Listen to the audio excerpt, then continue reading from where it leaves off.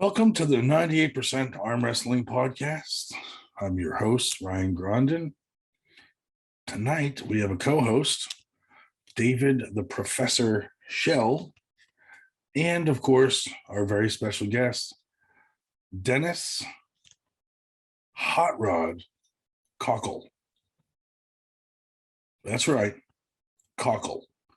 Now, I triple-checked to make sure that we were pronouncing his last name right, because I did not want to say Kochel. That is not how he pronounces his last name. But he assured me that it is Kochel. Kochel. Dennis Kochel. Kochel. Kochel. Kochel. It's Kochel. It's not Kochel or Kochel. It's Kochel. All right, let's get back. Let's get to the interview. Kochel. Well, hello there, people. I'm the Hot Rod, and sure as hell you're not. I've been on wrestling for 5 years. Pretty much got beat by every motherfucker there is. But then again, I've also kicked a little ass myself. Some of you know me. Some of you don't know me. Some of you want to be me. Some of you wish you never knew me. Perfect intro. And where did you get the name Hot Rod? I originally got my name Hot Rod from my first WAL tournament in Levittown. Jim Bryant was the head ref, and Subasta Fisher was running the event. I was wearing a Roddy Piper Hot Rod t-shirt because he was always my favorite wrestler growing up as a kid back in the 80s and late 90s. And so Black Ice, who I didn't know at the time, just started calling me Hot Rod. So everyone just started calling me Hot Rod. I entered that tournament. I won first place left hand. I beat Brian Bellwood. And everyone just called me Hot Rod because after I won that tournament, it's the nickname stuck. That's awesome. That's better.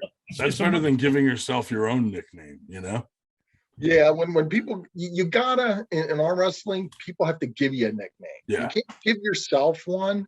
Right. It's just cheesy. Right. Like for Merlot, and I always bust Merlot's balls. I call him the Jersey Devil. I call him the Silent Assassin. I call him different things, I call him the bastard that hurt me. None of the nicknames have really stuck yet. So we'll have to think up some good nicknames for him. oh my goodness. We only have 3 followers anyway, so not a lot of people are going to see this. So yeah, no problem.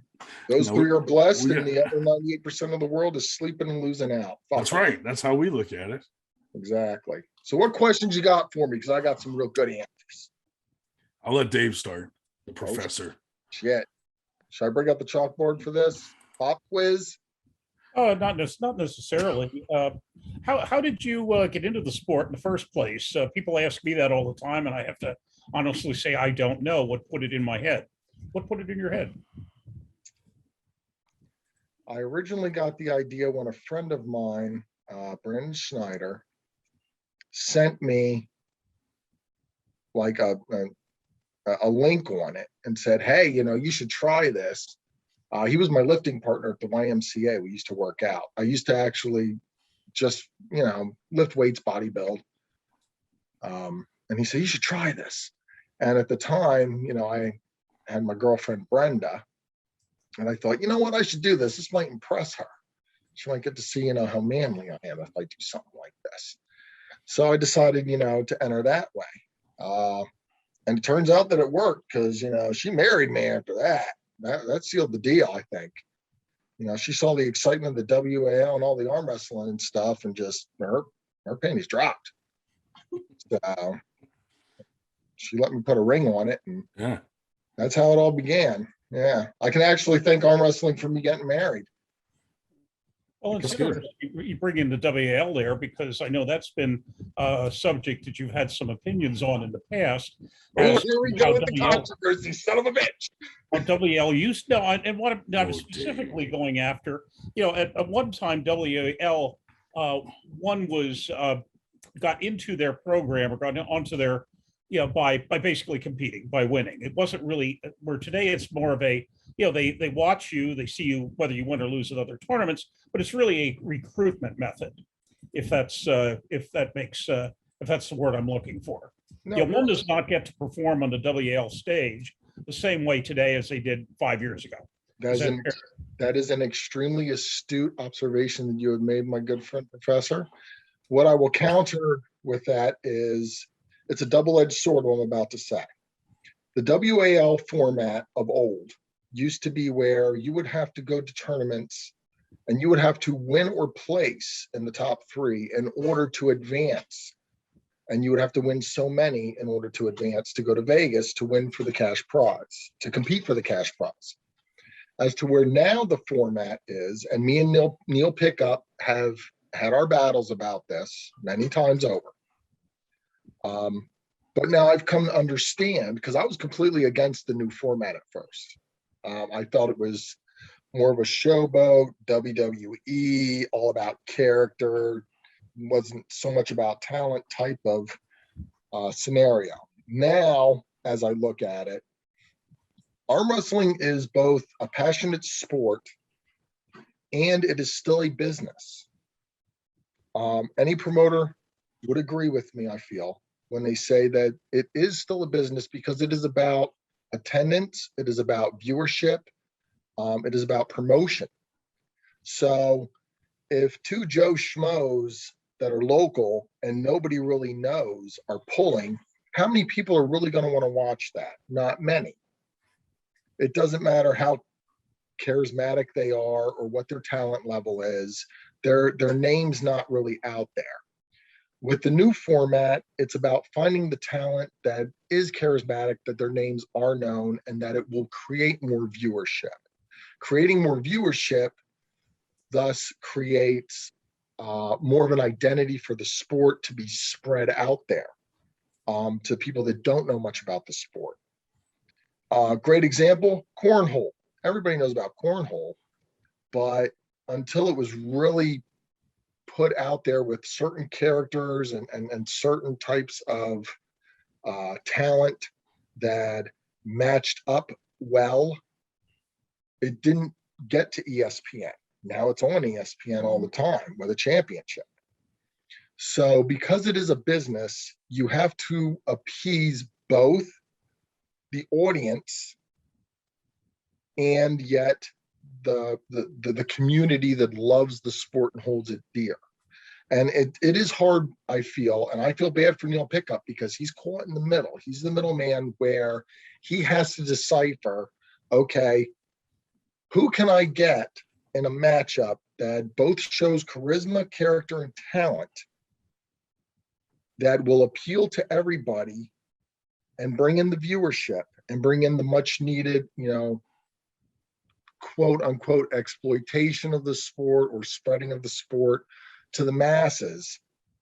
Well, it will draw the eyes. And what could I infer from that you would generally support bringing in famous people who are not necessarily arm wrestlers, such as, for example, the Larry Wheels situation? Well, there are certain things. You have examples like Larry Wheels, Juju, or Jimafu, Jimomo, Yeah. whatever the fuck his name is. I don't care. My lord. Worst thing he's going to do is beat me up in a parking lot and shit on my face if I don't get his name right. There are a few people that are brought in that are not arm wrestlers, but are being introduced to arm wrestling, which I feel is a good thing.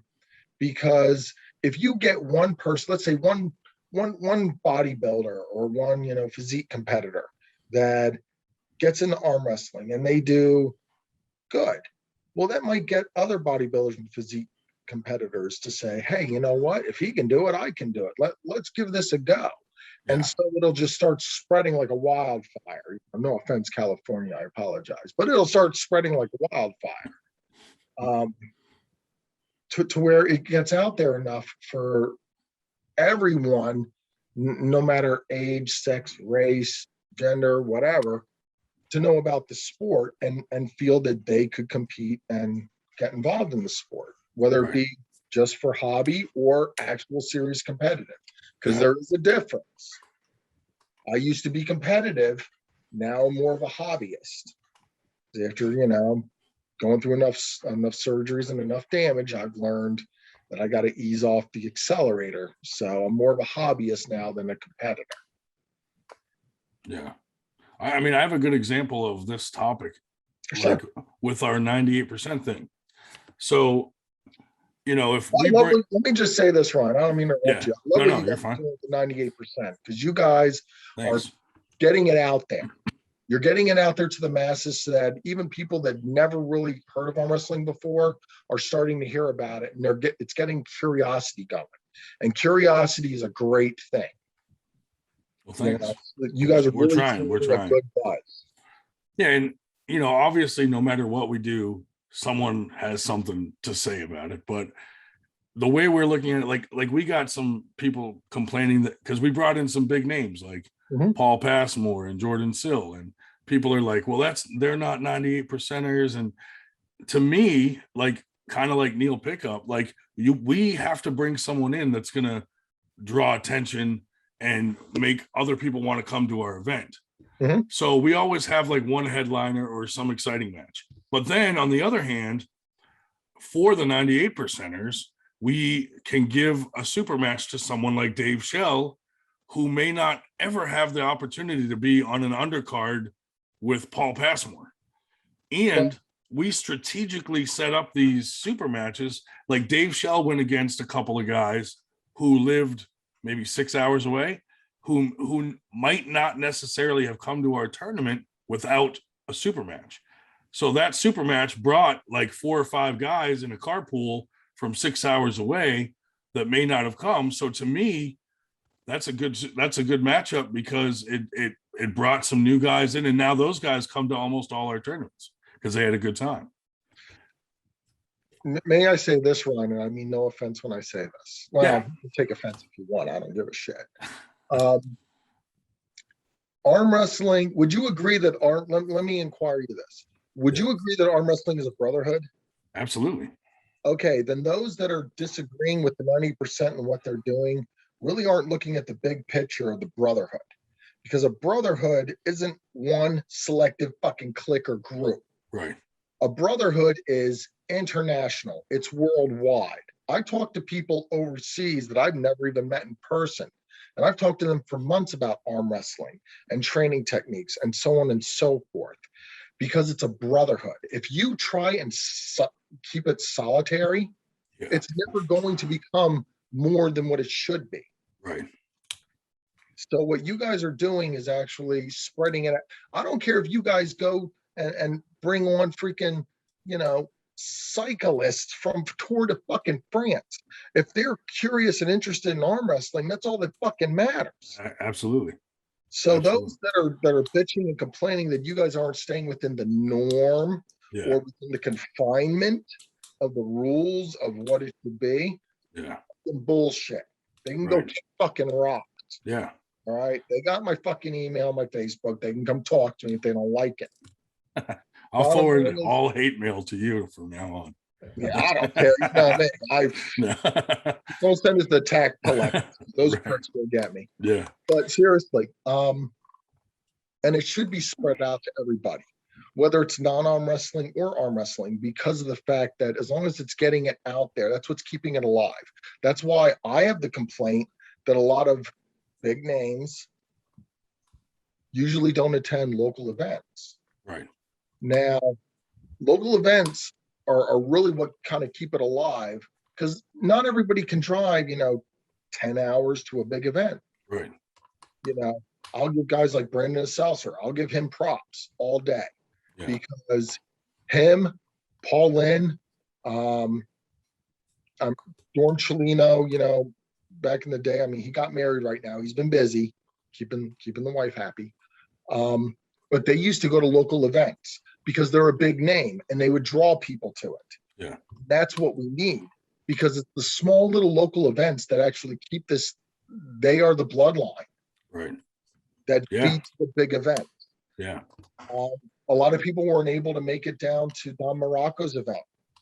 So those that couldn't make it ended up going to Tom Simcoe Nitro's event. Yeah. You know, and it was still a fun event. It wasn't as big as Morocco's, of course, but it's still supporting a local event so that next year, you know, there's going to be an event there. Right. You know what I'm saying? Yeah, It's absolutely. like an hour and a half away. Yeah.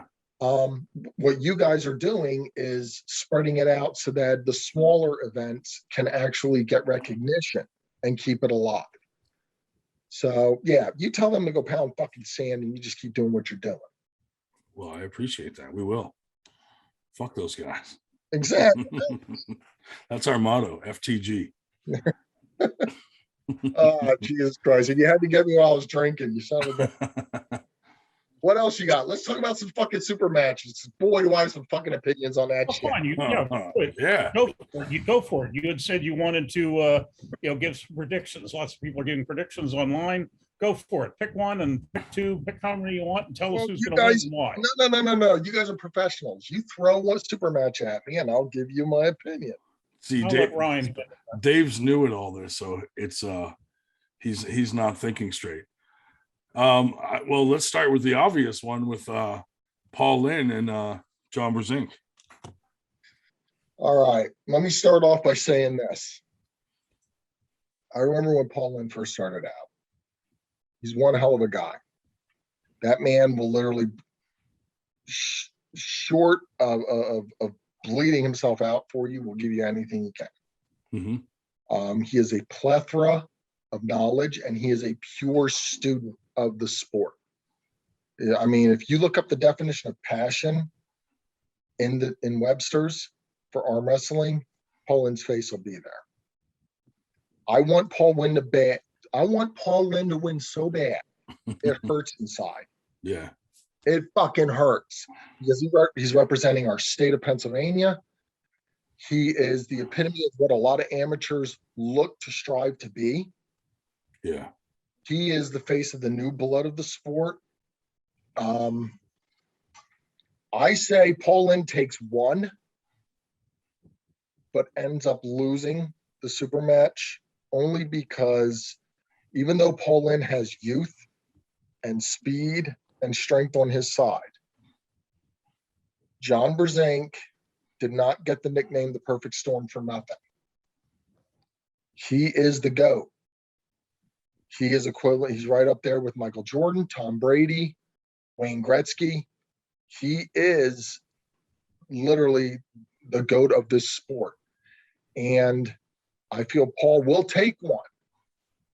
It depends on which Paul shows up, because Paul and John both, amazingly, are very humble,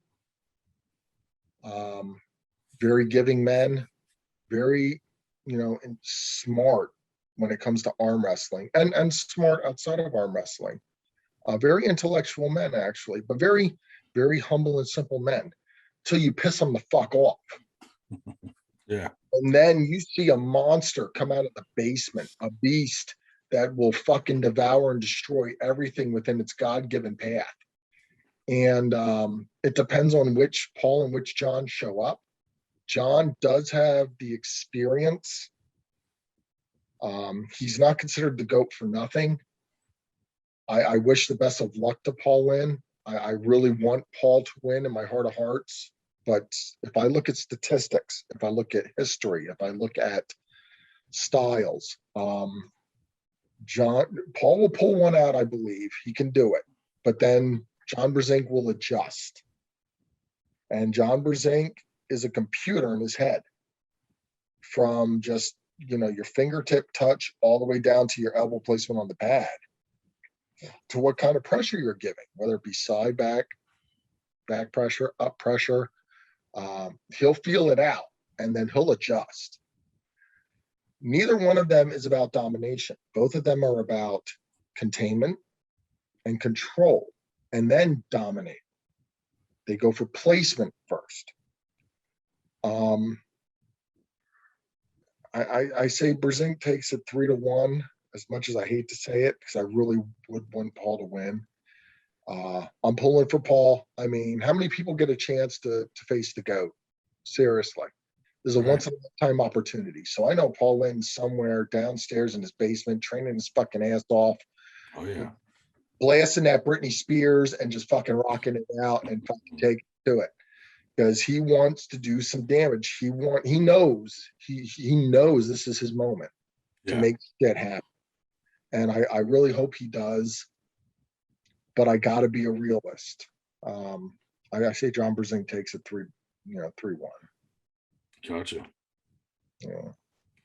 Now, what do you think about that 4-way match with Alcesser, Mendez, Sinks, and Merlot? This one's tricky because Mendez, I really didn't get to see too much video on him.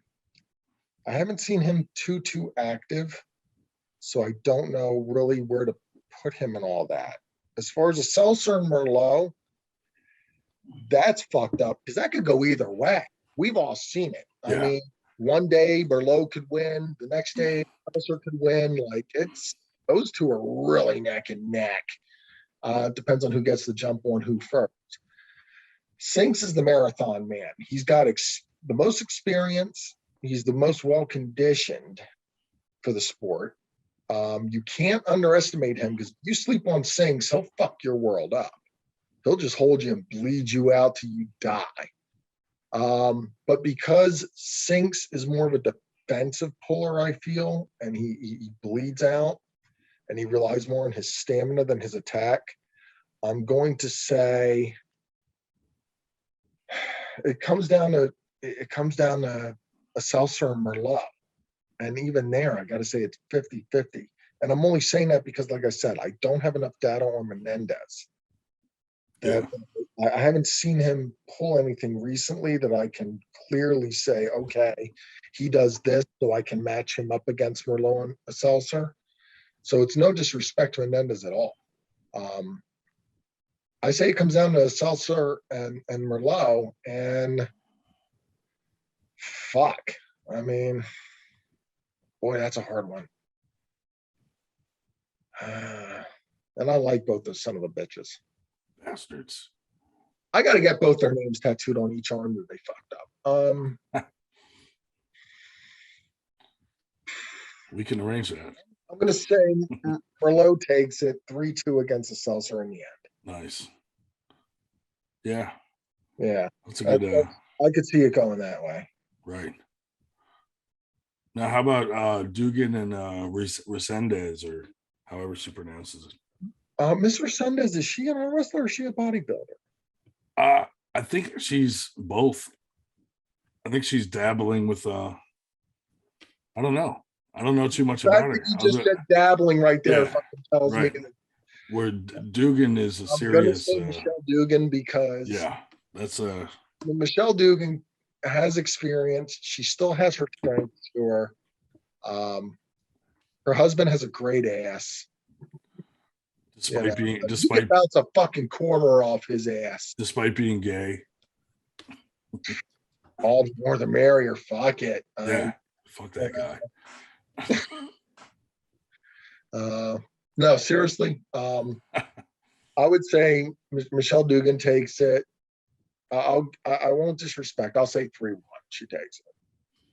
Do you think James Reed is in the troll army? The troll army? Yeah.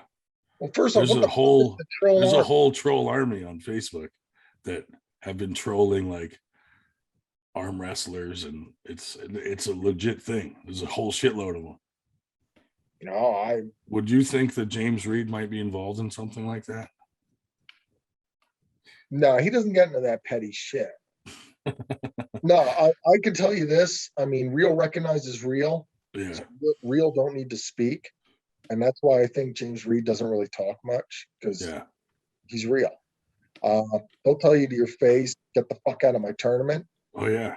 He's not afraid to say that. Right. So, I mean, me and James, we're slightly cut from the same cloth, in our backgrounds and what we come from, what we've done in our lives. No, I don't think he's part of the Troll Army. He's above that petty shit. Yeah, I'm only bringing it up because me and him have talked there. about. I got to watch myself because some street starts coming out. He doesn't worry about what people think. He keeps people in check when he needs to, Right. but only when he needs to. He doesn't just go rolling out for it. Yeah. He's gonna message me after watching this and be like, "You little bastard."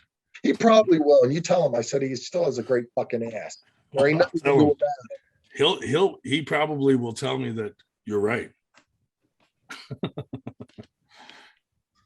Now, how about Gary Roberts versus Ryan Grondin? Oh, what's your prediction? No. I'm thinking about actually betting on Gary. All right. Well, first off, okay, because me and Gary have had a couple arguments in our day. You don't have any data on me to go by because I've never won anything.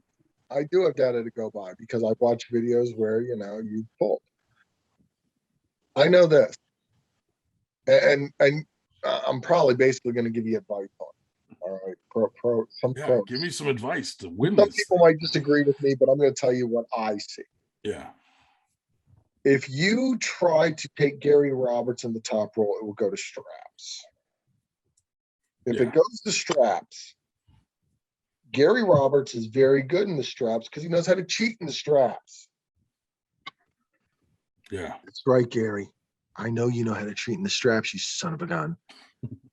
Anyway, so if you go to straps with Gary, you need to get behind your shoulder and your hand. Yeah. And use your body weight to neutralize whatever hit he's going to throw in. I got plenty of that. Has a great top roll. Yeah, that's what I hear. He has a really good top roll. Right. But in the straps, a top roll don't mean shit. Right. Unless they leave you space. Right. Gary's going to try and keep away from your hands so that he can create that space when they tighten the strap. You want to come to him. I'm going to follow him. Yeah. Exactly. That's right. You have weight and you have size. I don't know your strength. I won't lie. I heard he's not that strong in the hook, too. But Gary has speed and he has technical advantage over you. Right. I got to get him in the hook. Don't get a big fucking head here, kid. No, I don't. Trust me. Your work cut out. I think he's going to win, but I'm going to try to get him in the hook. No, right there, you already lost. That's the problem. Well, that's probably why I'm the worst arm wrestler in the world.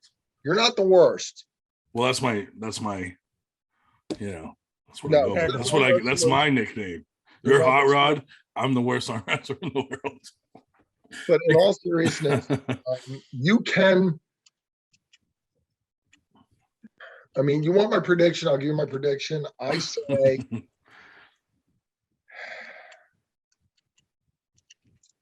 3-1 Roberts. That sounds about right. I think you'll pull one out, and I think Roberts will adjust, and I think you're going to get fucking nervous about it because when you get up to the table, I notice you start calculating, but then your brain gets all blah, blah, blah, blah, blah, and you go a million miles a minute, and you don't calm down into the moment. And a lot of pros, and you'll learn this, I feel over time, and I feel a lot of pros would agree. There comes a point where you're amped up and you're excited, but then you're focused, but you're not too focused. Because if you're over focused, you're over planning. And there's just that moment where everything goes quiet, no matter who's screaming, no matter what's going on. And it's just deafening silent to you. And you're in the setup and all you're waiting for is to hear that go. And everything becomes slow motion and you're in that zone.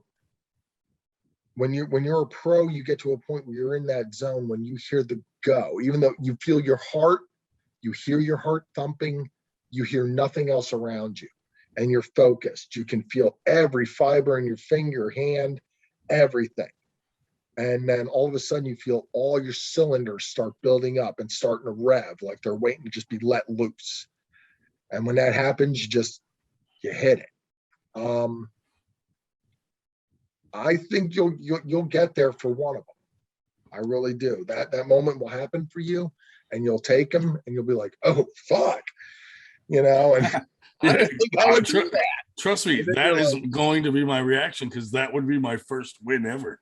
You're gonna be like, "Oh shit," well, that's the reaction you get no matter what. If you don't get excited when you get up to the table, you need to fucking just leave arm wrestling.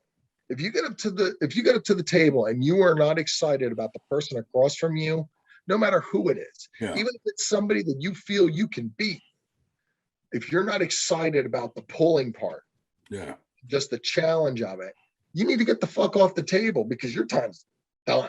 Right. You do not have the passion no more for it. You're just going through the fucking motions, man. Yeah. That's how you keep yourself invigorated and excited, and you keep yourself hungry. Is every time I go up to the arm wrestling table, even if it's an amateur that comes into the pro class, I'm scared of that guy, because I don't know what that guy can do. Right. It could be that guy's day to kick my ass. I don't know. And your adrenaline starts going. If you have no healthy fear when you get up to that table, I'm not talking like fear of injury or fear of, losing. If you have no fear, though, of just not being first and not being the one to win first, you need to get off the table. Yeah. Offhand, I think I've just discovered what my main problem is in arm wrestling. Just one? That you're an arm wrestler? The main one. Because I was told once, I probably shouldn't quote people, but an up ref, I got to the table first, and he said, "Your problem is you walk up to the table like I'm here to have fun. You have to walk up to the table like I'm here to kill the son of a bitch." Well, now there's I do the same thing though. There's I a walk up there joking around and shit. Right. I'm the same way. Listen, anyone will tell you I'm a fun-loving guy. It's very rare that you see me get really pissed off at the fucking table. Yeah. Now, when I get pissed off, I want to break your fucking arm and bury you in the 7 depths of fucking hell. No doubt about it. Very rare that I get to that level. Like, it has to almost get personal at that point. Like, if somebody beats me 3 or 4 times, I start feeling a certain kind of way. Yeah. Now, I can give you a great story here quick. Me and Miguel Fernandez, at first, we didn't like each other. Like, we had egos, and he would beat me, and then I would beat him, and we're like, fuck you, We would go at each other like a mongoose and a cobra. Yeah. This last tournament we were at, he beat me left, which is very rare, because I usually left is my good arm, and I beat him right, which is very rare, because right is usually his good arm. But somewhere in that, we found a mutual respect for each other. That's good. So like, I actually found a friendship with him in that. Yeah. It went from being enemies to being brothers. It's like, you know what? You kicked my ass. I got to give you respect. You know what I mean? Right. You are what you say you are, and I respect that. Yeah. And he showed me the same respect. That's good. So I love him for that. Yeah, he's a good dude. Yeah, he is. Yeah. He is. But you got to understand, when we first met, we did not really get along, because it was 2 egos. Right. So you got to have that, I want to kill you and destroy you at the table, but at the same time, you got to have fun with it. You got to enjoy the moment. Yeah. And I say that because, sadly, I feel my arm wrestling career, as short-lived as it was, is coming to a close because of my injuries and stuff. I enjoyed it. Yeah. Everybody I pulled, win or lose, I've enjoyed pulling them. I've either learned from them, or I've even in winning or losing, I've learned something from them.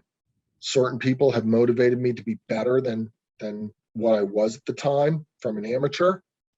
There are guys like Nick Huck when I was an amateur that when we first met up, he kicked my ass and I didn't like it.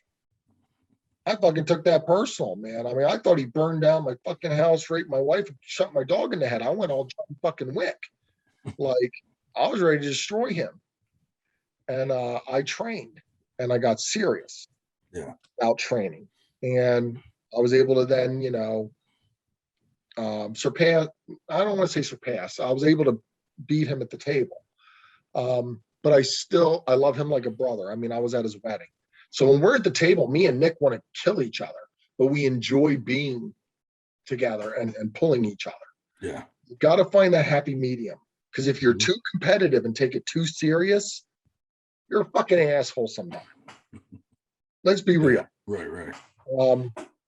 If you're too relaxed and you're not serious at the table when you need to be, you're a fucking goofball. That's me.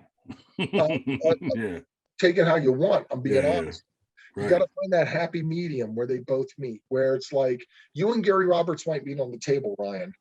At that moment when you're at the table, you want to be serious and destroy him. But then afterwards, you buy him a beer and say, you know what? That was fucking cool. We need to practice sometime because there's some shit you were doing there that I need to learn.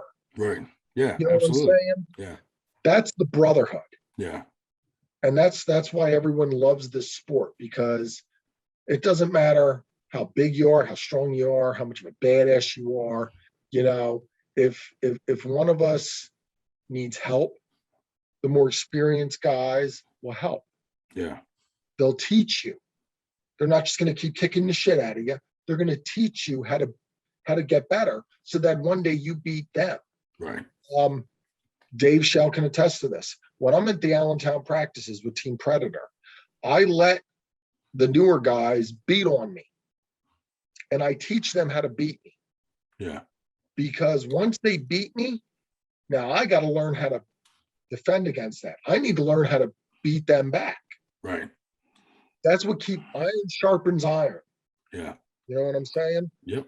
So, and that's what the sport's all about. Just everyone making each other better so that there's a greater challenge down the road. Absolutely. I have to say, and Ryan may know this, my first formal practice ever was with HOTROD in his basement up in Lehighton. The only pulling I had done before that at all was I went to a tournament pretty much cold, not knowing anything.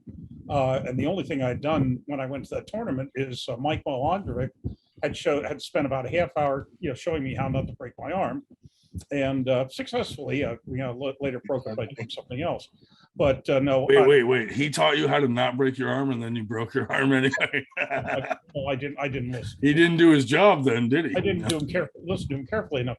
But no, and professors, I think they know it all. I've said from the very beginning.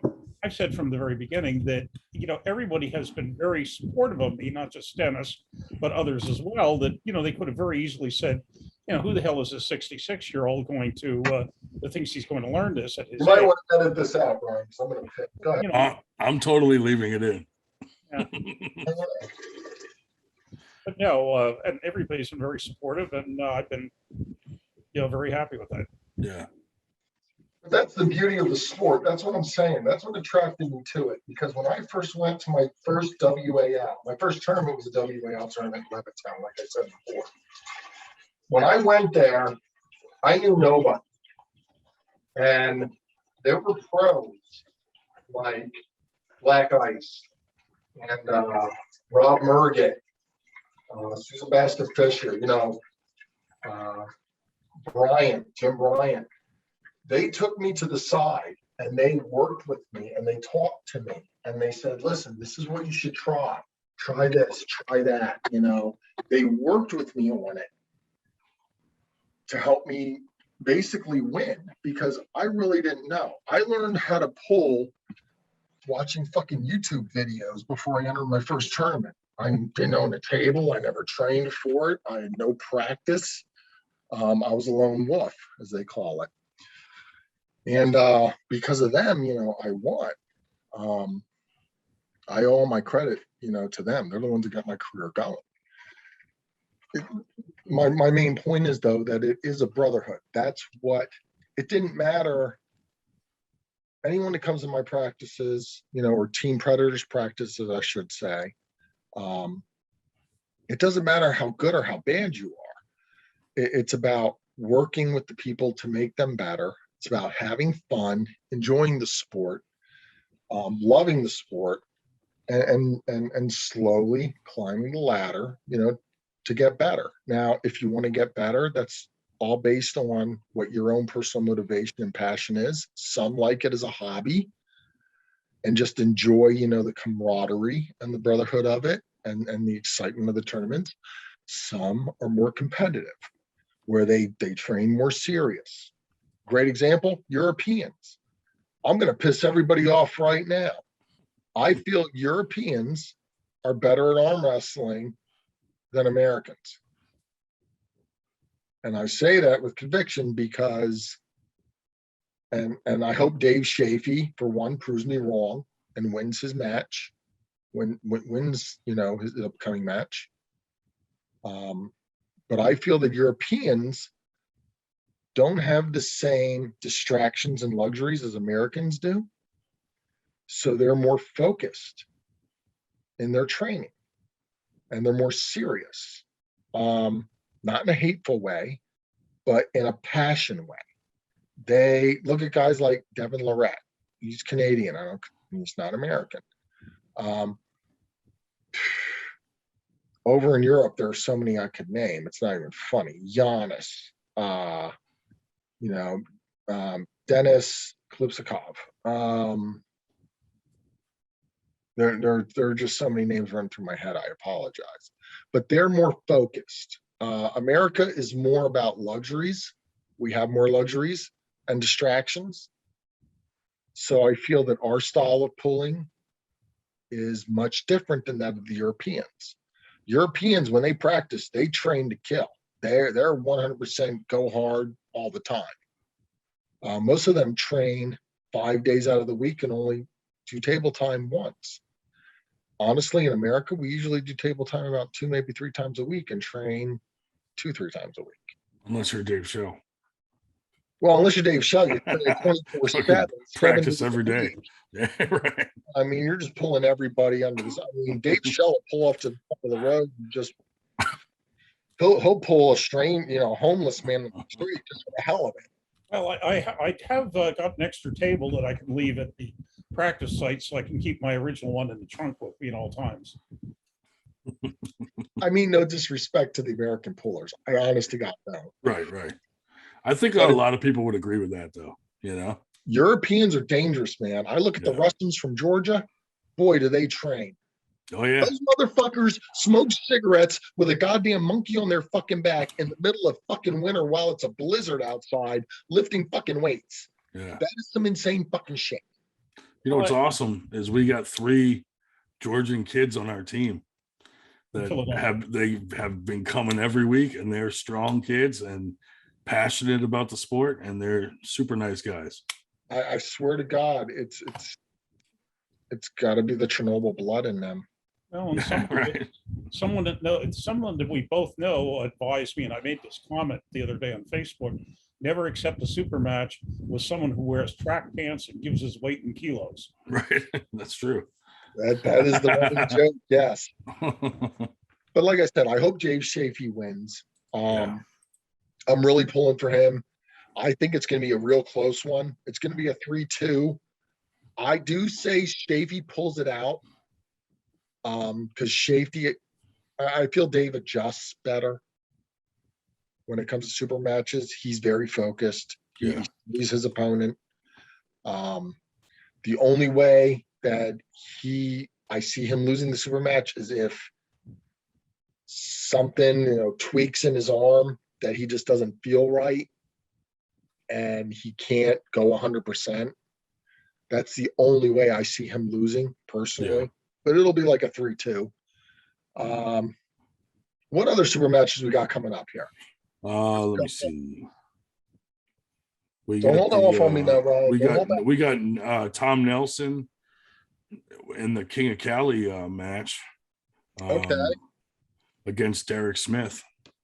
Oh, that's a good match. Yeah. Well, let me say this. I'm going to make this statement right now. Tom Nelson, I hope you're watching, you son of a gun. Tom Nelson has never beaten me in the 165-pound category, and he never will. Now, with that said, Tom Nelson is a great guy. He's kind of like me and you, Ryan. He's a fun-loving jokester. Loves to ride his Harleys naked. Does his thing. But when he goes into a super match, for Tom, I think it's about pride at this point. It ain't about money. It's pride with him. When he gets on the table in a super match, he's a very proud man. He's laser focused. If the Tom Nelson that I know from back in the day shows up with the attitude, the indestructible, undefeatable, you can't win no matter what the fuck you throw at me, including your mom in the kitchen sink type of attitude, he will win, hands down, 3-1, no doubt. He will just fucking railroad. In fact, I would even go 3-0. I mean, he can, if he turns it on, he can be a monster. Yeah. So yeah, Derek Smith, I have all the respect for him. He's a hell of a puller. I wouldn't fuck with him. He'd break my fucking arm. He's a good technical puller, but I feel that Tom has, the same close to level experience as him, will adjust as necessary and beat him 3-0. So yeah, I'm going to say 3-0. Tom sweeps him. All right, last one. How do you feel about Roger Bailey Learns match coming up with Jody? Well, I talked to Roger about this at the Pittstown event. Roger has the size. He has the youth. He has the ambition and the passion. Roger's no slouch. He's strong. Now, this is right hand, correct? Oh, left, I think. Oh, this is going to be left? Yeah. Don't quote me on that, but I'm pretty sure it's lefty. Because that's both their good arm. Yeah, I know Jody Williams. Let me tell you something. Jody Williams is a man above the rest. I mean, Chocolate Thunder is him and Roger are both so focused. Yeah. We're talking Rocky IV level focused. I know. I love both these guys. Like, I wouldn't want to see either one of them lose. I really don't. Jody Williams has experience. He has the conditioning. And Jody Williams is more of a tactician. He can adjust better. Roger Bailey, has the size. He has the strength. And I feel their speed is very similar, though.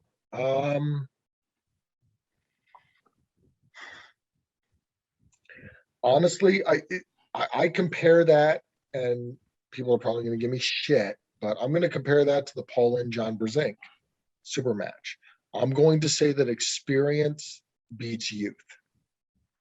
I think Roger Bailey will pull one out. I think Jody will then adjust as necessary and will control, contain, and dominate. So I'm going to say 3-1 Jody Williams. Okay. I'm trying to look for the flyer to see if it is left, but I'm pretty sure it is. But if it's right hand, yeah. If it's right hand, I think it goes 2-2 down to the fifth. And I couldn't tell you who the fifth is. I won't lie. Yeah. I think right hand, they're both very equal. Yeah, I bet my left nipple on it. Just the left? Just the left. I can't afford to give that the right. I've actually I've seen Dave Schell's nipples. Yeah, he focuses. Everybody's seen Dave Schell's nipples. No, he told me not everybody has. I don't know. I don't know if that's true. You bring somebody on the show who has not seen Dave Schell's nipples, and then I'll be impressed. Dave, you made me feel special. Yeah. Like I was the only one that has seen your nipples. Well, I just try to give back. I try to give back for all of the, the people that have helped me. I like to, make people feel special. Like bullshit. I feel like I just lost my best friend or something. He made me feel like I was the only one. Story. I thought I was the only one. So what other questions do you have here? Yeah, we should move. Let's move It's along. getting late for you guys. Do you have a match or a tournament or an opponent or whatever that you consider, looking back on the career that you're thinking you're now going to hobbyist, that really you remember as especially, really a special or most satisfying? That's a better way of putting it. Most satisfying match you ever had, most satisfying win, perhaps. My most satisfying win was when I beat Michael Grimaldi and Mike Solaris both in the same tournament. Yeah, that's pretty good. Yeah. Yeah, that was when I was literally at my peak. Now, don't get me wrong. Let me clarify this now and set the stage for everybody, because I don't want people getting the wrong idea. Mike Solaris and Michael Grimaldi, because we all know that sometimes you get lucky in the brackets. You know what I'm talking about, Ryan. Yeah. Sometimes the brackets just fall in your favor and you're like, holy fuck, I got this. Mike Solaris and Michael Grimaldi had to pull each other. First? Oh, yeah. Right. Gotcha. So they pulled each other and Had a they had a battle. war. Nice. You're probably watching it going, yes. Yes. Thank God. I'm like, you know what? I hope these two pull forever. Right. Finally, what happened was, I believe Solaris won that. Yeah, Solaris won that. So then in order for me to get first place, I had to go through Grimaldi and then Solaris at the final table. So I pulled Grimaldi, and he really didn't have too much left in the tank after that battle. So I was able to take him. And then Solaris at the final table, I was able to pull him, and he was like maybe 50%, let's be honest. But I was able, and this is my first year as a pro. So I was able to finally, pin Solaris. And those are my best accomplishments on it. Awesome. You still won. It doesn't matter that they were only 50%. Well, yeah. A win's a win. A win is a win. Yes. But I got to give them credit. They were not 100%. Yeah. The following year, Solaris was 100%. And holy fuck, did he make it a point to bury my hand into the mat, just to say, fuck you. You ain't shit to me. I've been doing this forever. I mean, he fucking railed into me, and I didn't know what hit me at the Philadelphia tournament. No, it was a qualifier, WL qualifier, and he just we loaded up, and he just went, oof, and I'm like, holy fuck. Is it over? And the ref goes, yep, it's over. I said, okay. Like, have you ever been pinned so fast that you're like, did this just happen? Oh, yes. Every day at practice. That's what Solaris did to me. And I was like, that's funny. Yeah. Okay. Yeah. Well, that's cool, though, because he was like, he had to show you that your win wasn't as impressive as you thought it was. And it was great. Yeah. And it was a defeat that I loved, because Solaris looked at me, and when he did that, he looked at me and he says, welcome to the pros, kid. I'm like, oh, Jesus. Yeah. I mean, it was intimidating. That's cool, though. Yeah. Well, let's see if we can piss off an entire section of the country. You spent most of your time pulling here in Pennsylvania, although you did have several months when you moved to Georgia and down there and then moved back. Could you tell the folks what you found as the difference between pullers here, pullers there, perhaps training types, attitude, whatever?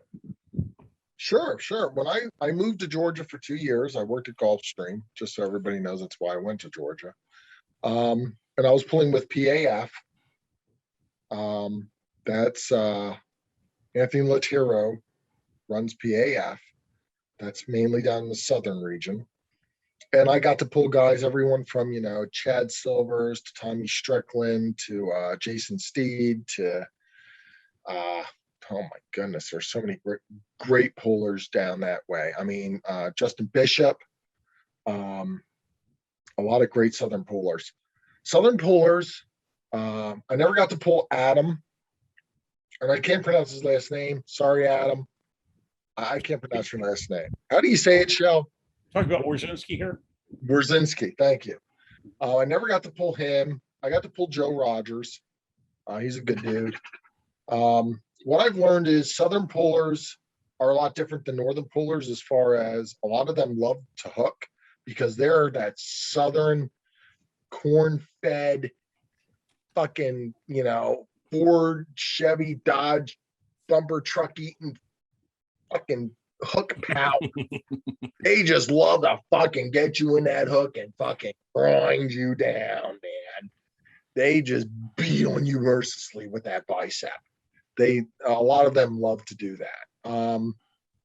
So when I came down there pulling with PAF, I was more of a top roller, and it kind of threw most of them for a loop, except for Chad Silvers because he's a fucking monster.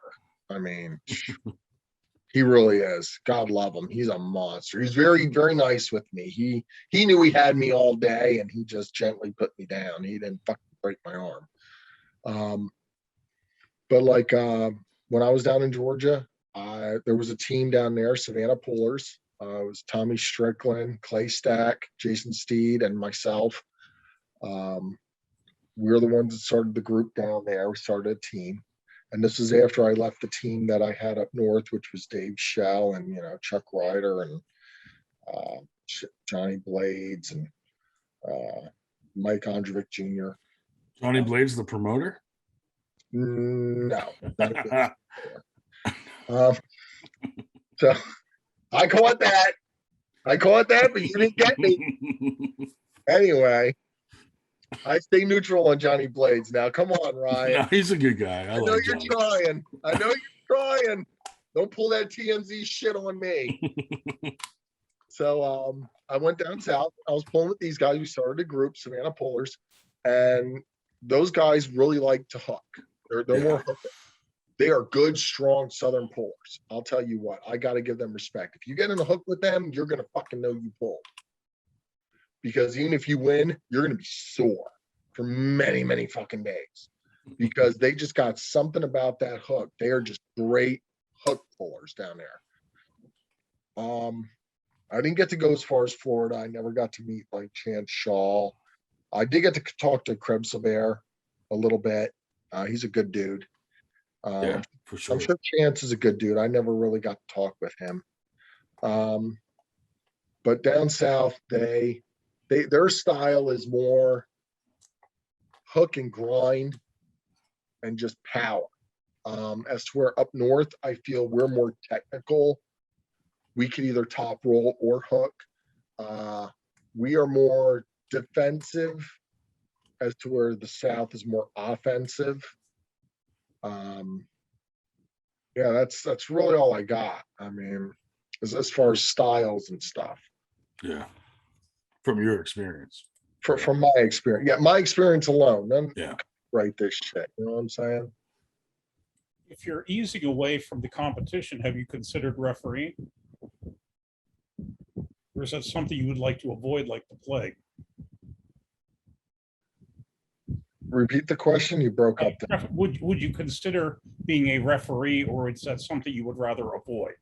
If I was a referee, motherfuckers would hate me. And I'll tell you why.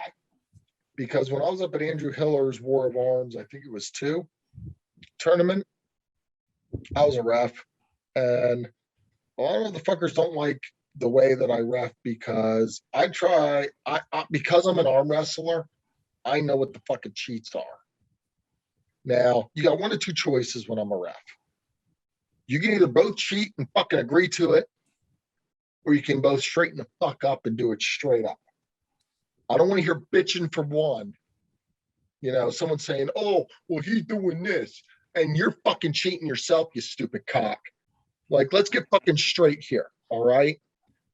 Straighten the fuck up and either accept that you're both going to go for what you're going to go, or shut the fuck up, man the fuck up, and let me fucking dictate it and straighten you both the fuck out. And then you take it honest and neutral and legit. Yeah. And a lot of pullers don't like my attitude because of that. Because I'll fight you in the fucking parking lot. I don't give a flying fuck. Show me the video all you want of, oh, well, this elbow foul and this and that. There ain't no fucking instant replay in goddamn arm wrestling, all right? We're only fucking human. We don't catch everything. NFL refs fuck up in the goddamn Super Bowl. I'm a 49ers fan. I saw the fuck up, on the fucking pass interference. I fucking bitch and moaned about it. But guess what? I'm not the fucking ref. The ref didn't see it. It was left the fuck go. And that's goddamn life. Accept it. Suck it up, buttercup. This is arm wrestling. This ain't your fucking goddamn life. Like, you're not going to get shot in the fucking head if you lose here. All right? You need to take responsibility that if you're not fucking smart enough to realize this motherfucker's cheating you, then you deserve to fucking lose. Get fucking smart on the table or get the fuck off the table. Don't blame the fucking ref because you're like, oh, well, he's taking too much. And then there are those guys that want to cheat too much that bitch and say, oh, well, we got to do this. And it's like, no, shut your fucking mouth. This is how we're doing it. I'm the ref. I'll kick you both the fuck off the table and foul you fucking both. I don't give a fuck. You both go to the B bracket for all I give a fuck. I'm not getting nothing out of this except 50 fucking bucks and a goddamn 3-hour fucking ride home. Whoa, you got a ref at our tournaments. We pay way more than that. I'm just saying. So I'm very legit with my wrestling. I don't take favorites. I don't give a fuck if you're my teammate and I practice with you every day. If you're a fuck up, I'm on it. Yeah, that's good. But a lot of people weren't happy with the way I refed it at Hiller's tournament because I don't allow cheating unless you both agree on it. Yeah. If you're both going to cover your fucking thumb knuckle and you're both cool with it, you can't bitch because the person took you. Right. Okay, well, when you were telling that, I kind of suggested another question to me, which perhaps you have answered. If you were refereeing an amateur match or a novice match where one person obviously knew how to cheat and the other one did not, are you saying that you would basically say, well, he would let it go, or you would try to straighten out the situation so one person was not taking another one to the cleaners? I'm going to ask them more amateur. Right. Whether it's amateur or pro, I'm at the table. If they're amateurs, here's the difference. If they're amateurs, I know, I'm going to assume. I shouldn't say I know because I'd be a liar if I said that. I'm going to assume that neither one of them knows shit. So they might try a new little technique or trick or whatever.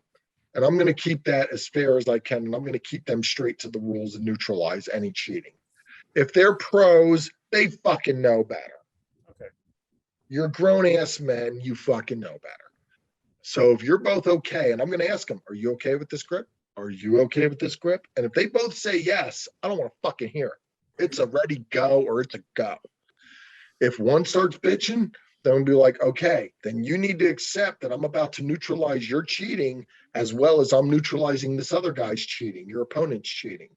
So you can't bitch about the way I'm straightening you out and making sure that I see the thumb knuckle and I can get my finger in between and stuff. Like if nobody says nothing, I'm going to let it go. But if somebody speaks up, then understand I'm going to neutralize both of yous and you're on your own. Yeah. Ryan, I think we need to hire this guy for the next one. No, I'm too much of a prick. In March. I'll end up fucking naked. I'll end up naked in the dumpster behind Turkey Hill if I go to Ryan's events. The rep, it's a thankless job though. I mean, 50% of the time someone hates you. You know what I mean? In every match. I'll tell you what, there are some referees, Bart Wood. Yeah. I love Bart Wood. I really do. That man has taught me everything and anything there is about how to cheat. God love him. Same as, Nitro and Black Ice and the crew. They taught me. John Brown has taught me a lot how to cheat because he does reffing, mainly up at New England. And they show me because they're refs, and they're like, this is what refs look for. This is what refs don't look for. So that's where I have that kind of inside knowledge because I was trained by refs. Yeah. Steve Walker, that man. He's got a lot of knowledge. Straight up. Let me tell you something. That man, if I could find a way to fucking cheat on him, I deserve a gold fucking medal because That man knows every fucking trick in the book I've tried to pull just at your past 98 fucking tournament, your protest too. I was Yeah. trying every fucking cheat I was thinking of, and he was catching it. And I'm like, fuck, what do I do? Like, oh shit, I gotta play fair. I'm totally Yeah, I'm totally naked to this guy. This guy that's knows funny. everything I'm gonna do. So And he got a lot of shit online about refereeing. no, fuck Poor that. guy. Yeah. No, fuck those guys. Let me tell you Yeah. something. I Fuck agree. them. I agree. And they can come see me. Fuck them all that bitched about Steve Walker. He was the Yeah. most legit fucking down the straight line ref I dealt with other than Bart Wood and John Brown. I shit you not. I mean, I was so impressed. I even thanked him. I said, thanks for being, straight and clear about shit during the whole tournament. That's awesome. Because there were people that, Walker is more friends with than me. And he straightened them the fuck out. Yeah. Yeah, he'll foul his own teammate. He doesn't care. Yeah, he don't give a fuck. No, And that's what you got to be when you're a ref. Yeah. It's a thankless job, like you said. Yep. But when you're a ref, you don't have friends. Right. You're there to do a job. You're there to make sure that it's fair. I don't give a fuck. And he's reffing just to help us out, because he believes in what we're doing. So right. And it does make you a better. Thank you, Steve. Thank you. Yes, thank you, Steve. I appreciate it. Well, is there anything that you thought we were going to ask and we didn't, or something you would like to, dare I say it, pontificate on that we have not given you the opportunity to do, or whatever? Well, you two are running the show here. You got some questions? Ask me. Get it in now. Tell us about your training. Like, what do you do to train? Like, your hands, your wrists. How do you get stronger on your regular routine?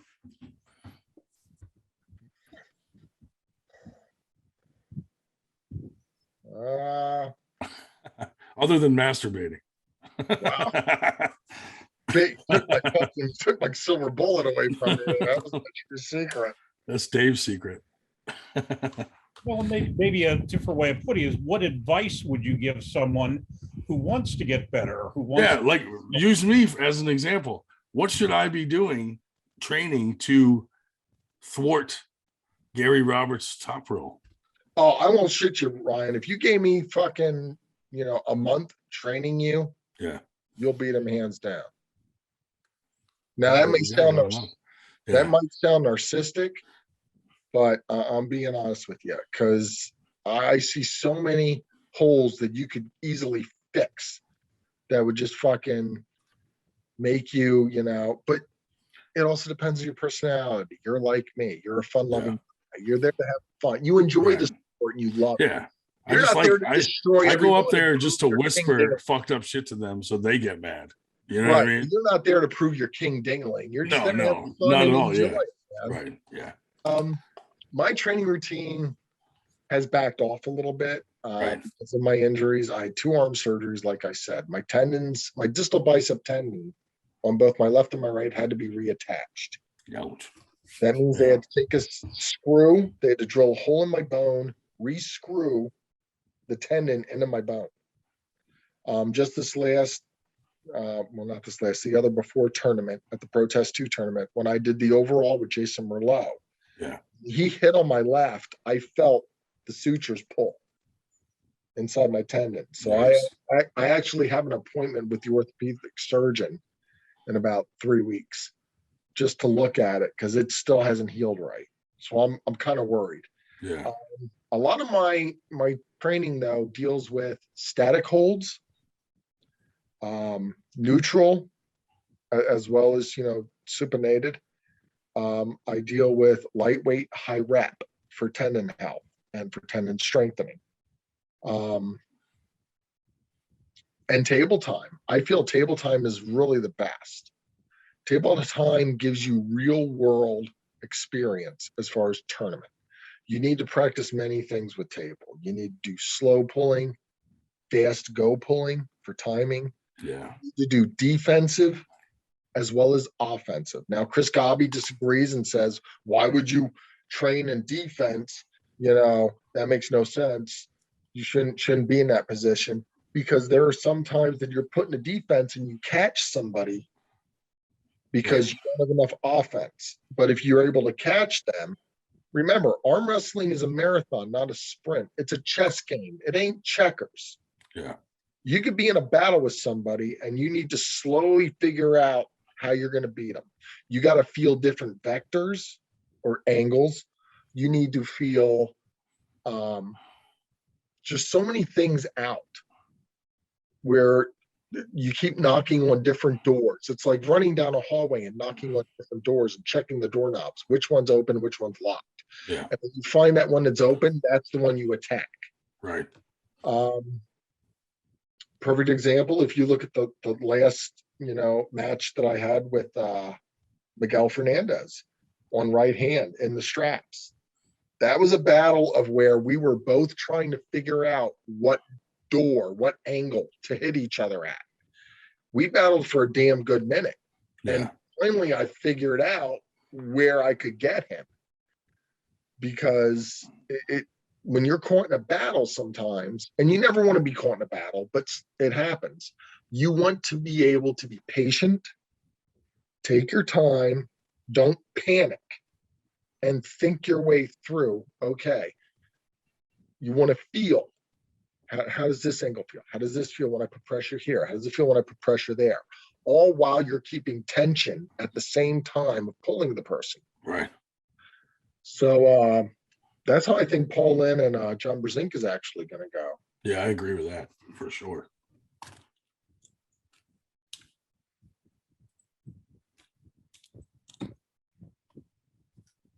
Any other questions? Really? You guys dried up already? we got plenty of questions. I asked the last question. I thought Dave would jump in there, but he didn't.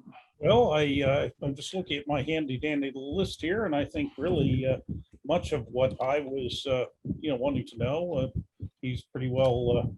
I did have one other question who he thought was crazier, me or you, but I'm not sure if he has the data for that. That's an odd question, What? Dave. What's the question? Oh, who you thought was crazier, Ryan Grondit or David Schell? Well, Dave, that's a really open-ended question. Certainly is. Yeah, it is. Because you're very conservative, Dave. Yet you masturbate in a fit of rage nightly. But no, this has been certainly has been a fascinating conversation. I will say that. And Ryan, Here we go. Ryan, what you have to understand is he gave you a real compliment you may not have recognized by saying if he had a month to train you, you'd be able to beat Gary Roberts. So he's been trying to train me for 4 years and discovering I'm basically untrainable. But Well, Dave, I never said that. Dave doesn't listen is the problem. No, actually, it's not that. It's and I'm going to be honest, okay? And it kind of hurts me to say this, so don't get mad at me if I get emotional. When I first started out, I was at the peak. I was amateur. I went to Vegas. I pulled 60 guys easy to get to the final table to face Ron Bath's son. And I lost because I fouled out because I didn't have the experience. But even then, when my first year, second year, and third year pro, I was at my peak. I was 100% in. And there comes to a point where, and let's be honest, let's call it what it is. You hit a plateau naturally. And I'm a natural person. I admit I did one time. I tried testosterone, didn't work well with me. After that, I didn't like the way it felt and everything, so I stopped doing that. And that was early in my career.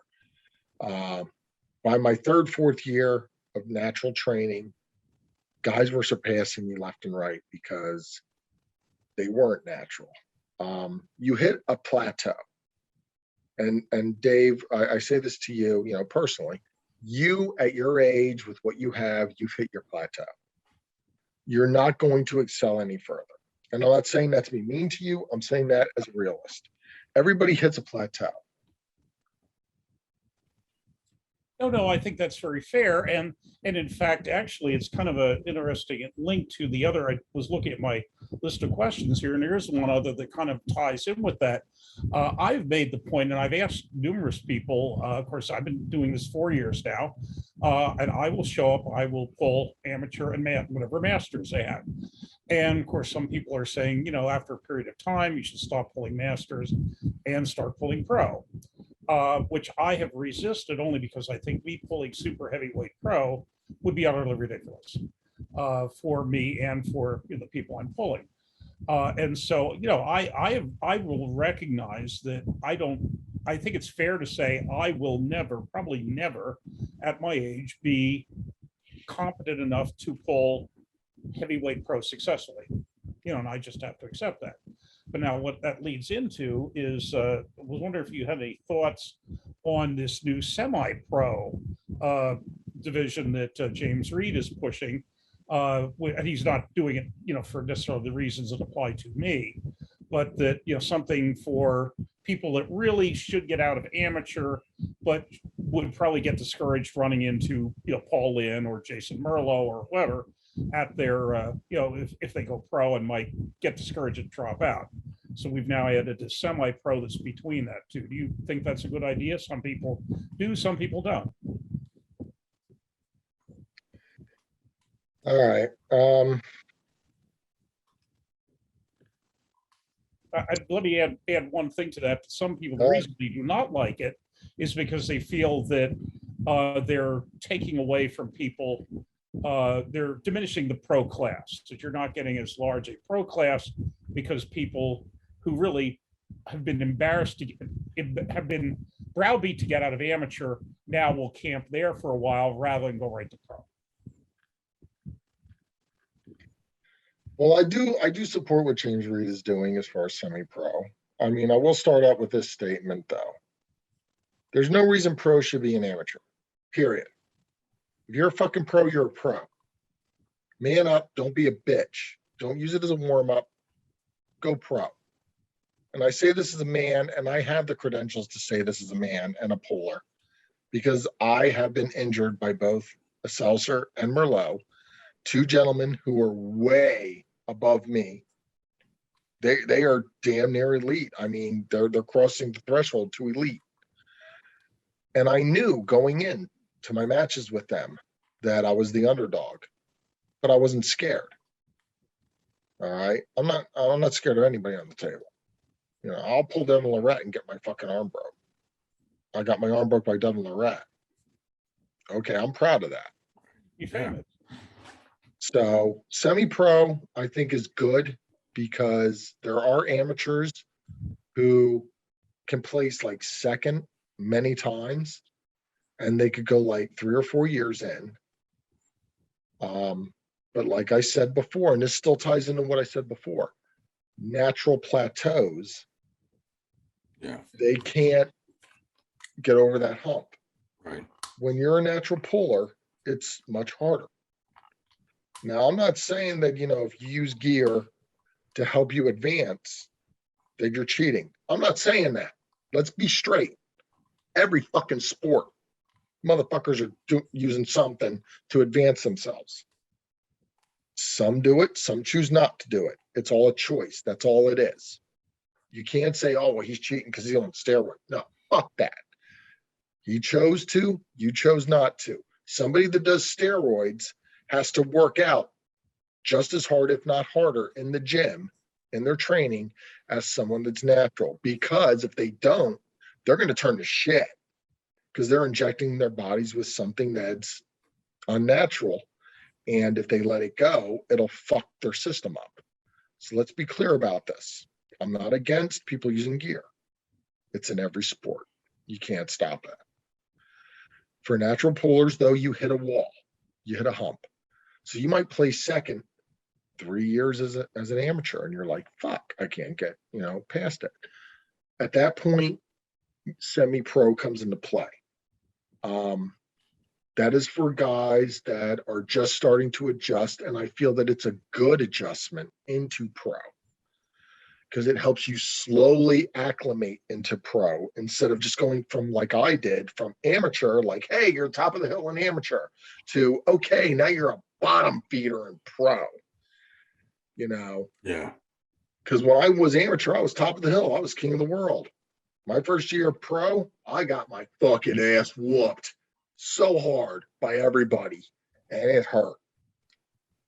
Semi-pro kind of helps you acclimate more better to that.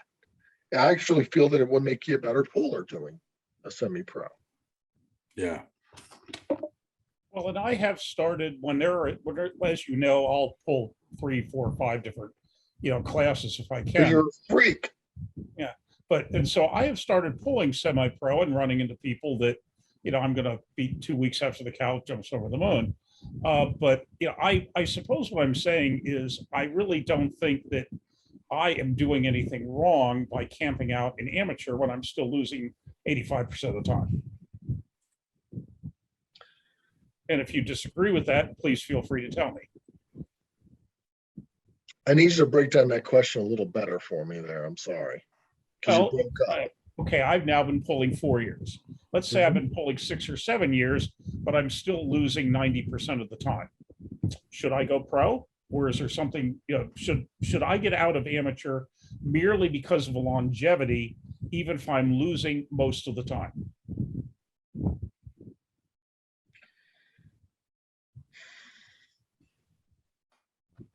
Boy, that's a hard question.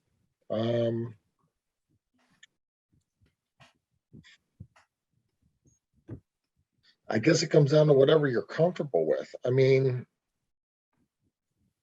there comes a point, like I'm at my point in my career where I've decided, okay, I realize I can't be as elite as Merlot and Seltzer. I won't be as elite as Paul Lynn. And it's not me having that loser attitude or giving up on myself. It's the reality of my situation that physically my body can only do so much. So my limitations keep me at a certain level. I'll always be a mid-level puller. I won't make elite, mainly because of surgeries, but I won't hit that level. So some people never will hit that level. You can stay where you are and be content with it, or you can try and find another way to advance yourself to get past it. The factors against you, though, I mean, if you want to talk on a molecular and cellular level, and damn you, this is where you bring out my fucking university training. You can only go so far, Dave. So you have to either accept that your limitations are this at a certain level, or you need to have something that will help you advance to a higher level. Right. So that you could go to pro. That's physically. Emotionally, you got to look at, or psychologically, you could look at, like I said before, some people do it as a hobby and have fun. Some people are competitive and take it very, very serious. Where do you fall? What category? Oh, and I'm very comfortable in my own skin doing what I am doing, where I am doing it. I just, because frankly, I don't feel that I am denying not amateurs their place in the sun, because quite frankly, I'm not beating them. If I was beating them all the time, I would get out of it. I'd get out, I'd move up, but I'm not. So, I really don't see that I'm doing any harm, I suppose is what I'm saying. But it's just, I like to say, it's just an interesting, I don't want to put this on about me as opposed to about you, but it's just kind of an interesting question insofar as James Breed has brought in the semi-pro and has been somewhat controversial. I mean, what do you think, Ryan? You've been pretty quiet on this. Well, I mean, it comes down to, you got guys like Nitro that say, like, if you win, 3 first places in amateurs in a stacked class, you should move to pro, things like that. Well, Dave hasn't done that. So, you know what I mean? So if he's still, winning some, losing some, and he'll say himself, he loses more than he wins. why would you push him up to pro where he'll never get a win? Probably, you know what I mean? Why not just stay in amateurs until you start winning more amateurs? You know, because if you base it on his skill level, he's still an amateur. Right. That's my opinion. You know, like even me, like I go in the amateurs and I'm not smashing dudes or winning or anything. I got about a year in.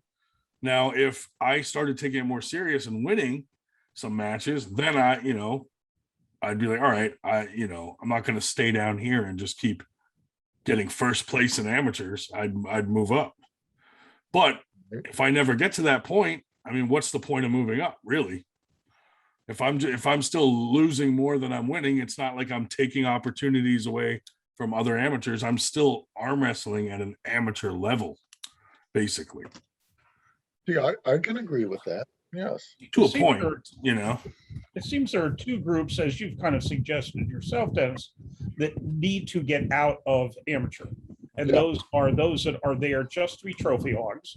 Correct. And those who are using it as a warm-up, that they're just, and because in both cases, they are denying people who have less experience, less skill, less strength, the ability to shine, the ability to achieve their full potential, and therefore they should get out. But none of that applies in my particular case. Right. And most people know those guys, like, you know, and give them shit. Like, what are you doing in amateurs? Like, come on, you know? Those are the guys that need to be shamed into moving up to pro.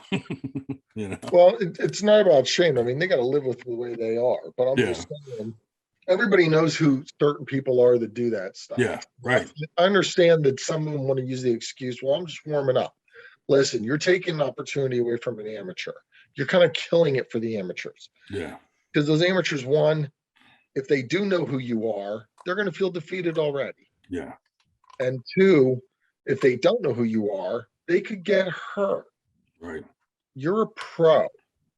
Yeah. That's like, Allen Iverson, and I know I'm dating myself. Let me say, LeBron James going onto a playground and playing against grown men. Right. And whooping the shit out of them.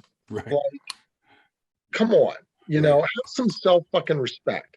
I might have gotten my fucking arms torn off, but I got them torn off by going after bigger fish. Right. And if you're scared to go after bigger fish, you need to just fucking get out of the sport. Yeah. Because this sport is about making each other better and pushing yourself to be better. Especially if you're in pro, you know? Well, yeah, there should be a certain sense of pride. Yeah. Because I earned my licks. I'm old school pro. I'm with those guys like, Grimaldi and a Seltzer and them and even, Merlot and a Seltzer, they kind of grew up old school with me, around the same time where we took our licks, where when we went from amateur to pro, we got the shit kicked out of us and we toughed it out. Yeah. If you're going to be a pro though, and you're going to go into amateur just to warm up or to dominate and feel good about yourself, don't be a fucking pussy. Yeah. I mean, if you really feel that bad, I mean, I'm a 200 weight class. If you really feel that need to go into a 200 amateur fucking weight class and beat up on an amateur, have a super match with me then instead. Don't be a pussy. Right.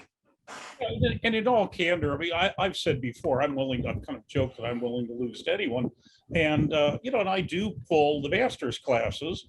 And quite frankly, if at the last 98 tournament, it would have been, 40 instead of 45, I could have ended up pulling you.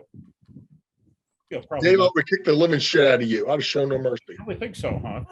Okay. Break his arm again. Well, did Dave ever tell you the story of how that happened? Yeah. Jesus, man. I gave up. I was supposed to face Paul Lynn at the final table.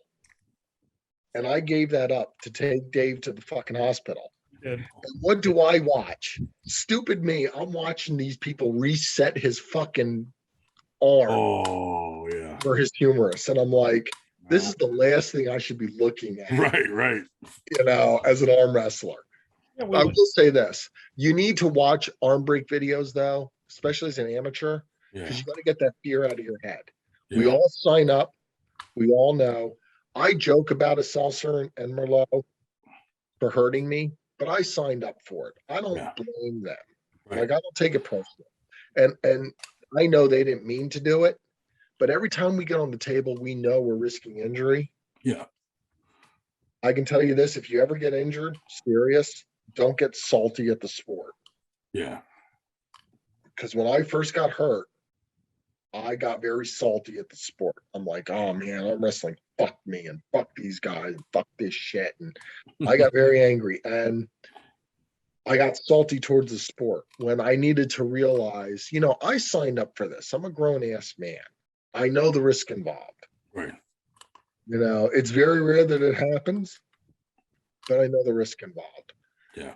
And the best thing I'd say to amateurs is don't be intimidated when you're going in. And no matter who you're facing, don't be scared of reputation, size, or nothing. Because I'll pull anybody on any given day.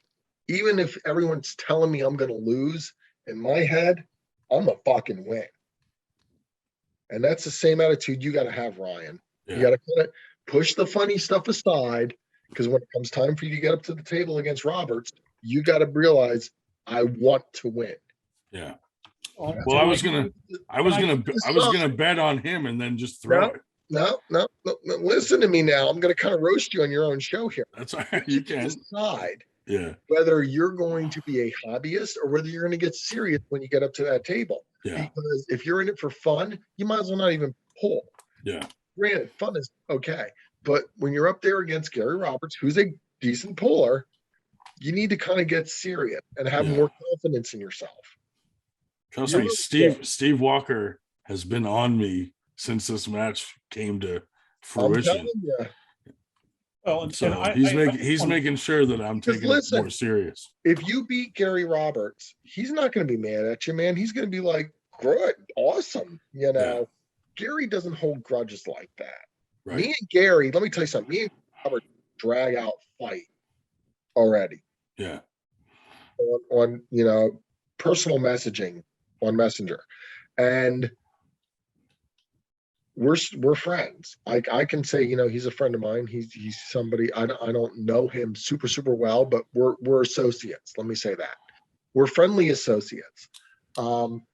He buried the hatchet. I buried the hatchet. We're like, okay, you know what? I fucked up. And he said, you know what? You did, but that's cool. I'll let you go on it. And that was that. Yeah. So he's not gonna be mad at you if you go at him. No, I know. Yeah. Go at it.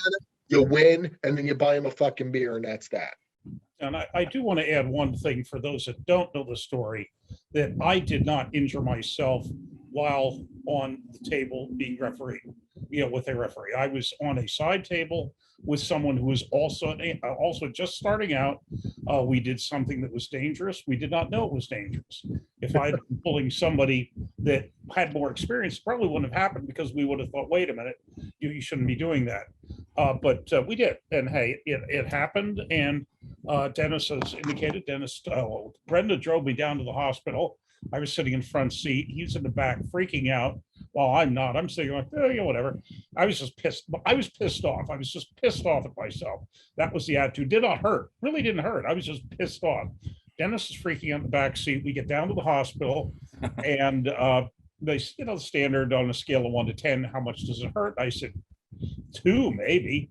And so we sat there. And Dennis said, well, Dave, first off, you always lie and say 11 because they'll take you quicker. Well, that's it. Don't say 2. Well, that was it. I said, What's 2, wrong with maybe. you?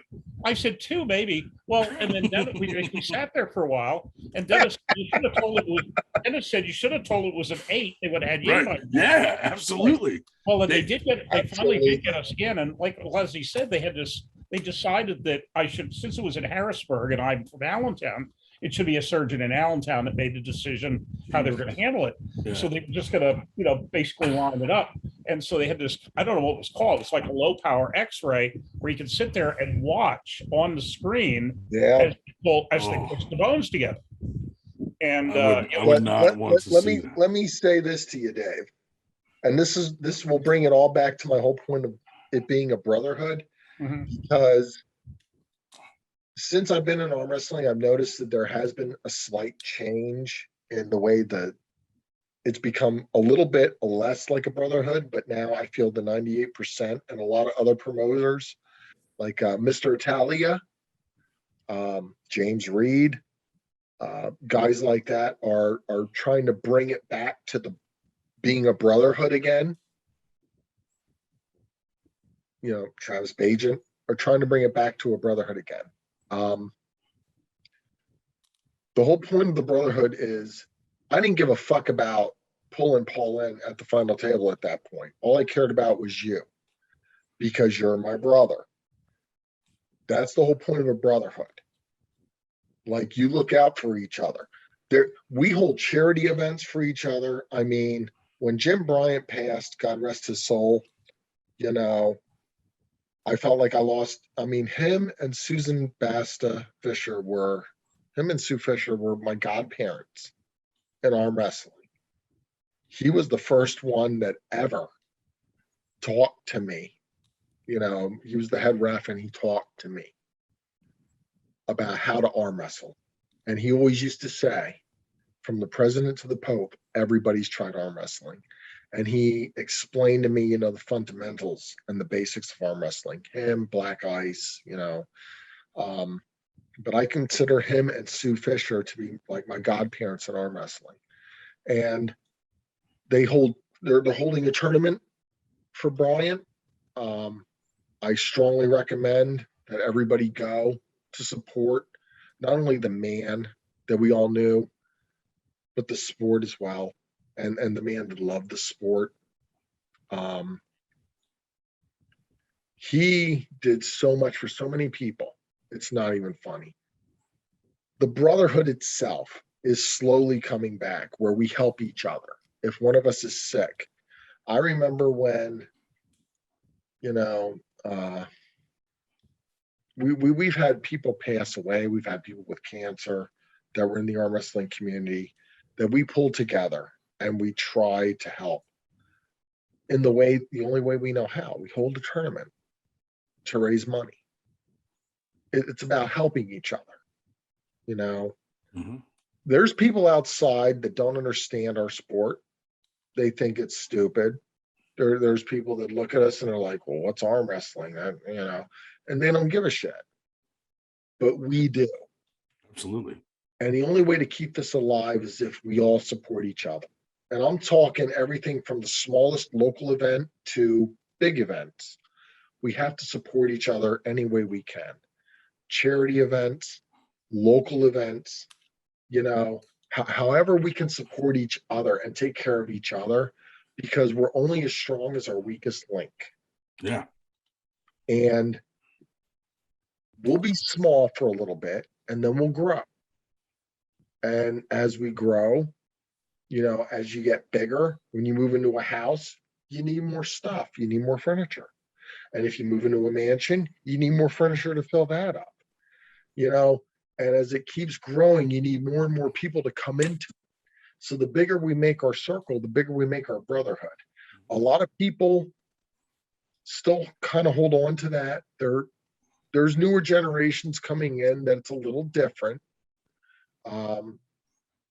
There are different tournaments that have different formats that kind of throw us off, you know.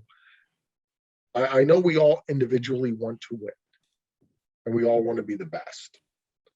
But at the same time, what good is being the best if you don't have any challenge?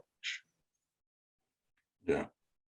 Ryan, I had a guy, and I'll be honest with you, Josh Alpha. Yeah. Great kid. Awesome kid. Strong, good. Yeah. I taught this kid how to beat me, and this kid can whoop the shit out of me now. Yeah, he's good. He can. So now I'm like, well, fuck. Now that he's whooping the shit out of me, I gotta figure out a way to whoop him back. Yeah. right. I gotta figure out a way to beat him Yeah. back. Yeah, he's a good kid. That's what arm wrestling's all about, though.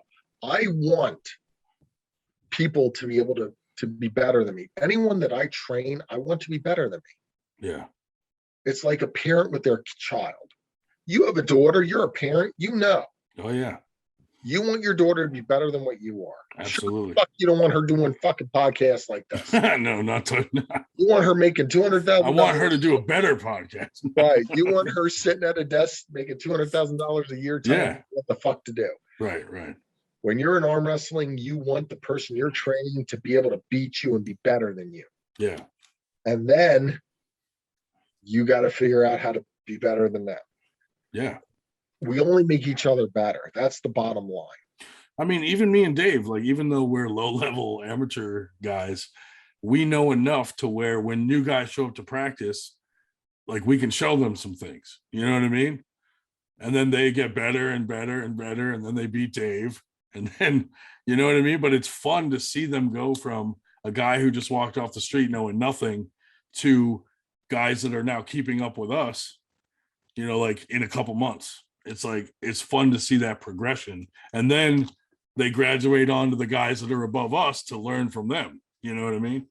Right. It's like there's different levels of, you know, we can only teach them so much, and then they got to go to the next level guy, you know? But it's fun. It's a fun process to watch. Oh, totally. You know, like you taught Josh Alpha, and then when I'm with Josh Alpha, he's teaching me probably what you taught him, and it just kind of goes downhill, you know? Well, I wouldn't say that. Well, I mean, you know, you taught him some stuff, and then he's keeping up with you now. And then, you know, I go arm wrestle a guy like Josh, and now he's teaching me stuff. It's You know, so the knowledge you're just gets down, handed down. You know, it's okay. It's handed down. It's passed along. Your downhill was a rotten metaphor there, son. Well, I didn't mean downhill like in a negative way. I just mean Dave, like the knowledge is being handed down to the next guy. Handed down. Better way of putting it. Yeah. Passed on to the next guy from wherever knowledge. it came from. Yeah. Tribal knowledge. Yeah. Which I love that about this sport. Yeah, this sport, you know, the one thing, and I will give credit to guys like, you know, Todd Hutchins and Bart Wood and even Mike Solaris, guys that are elite have took me aside and taught me. They showed me tricks. Right. And these are tricks that, you know, I could use to possibly beat them. Right. But they're willing to do that because, like I said, it's all about the challenge. It's all about getting better as you go.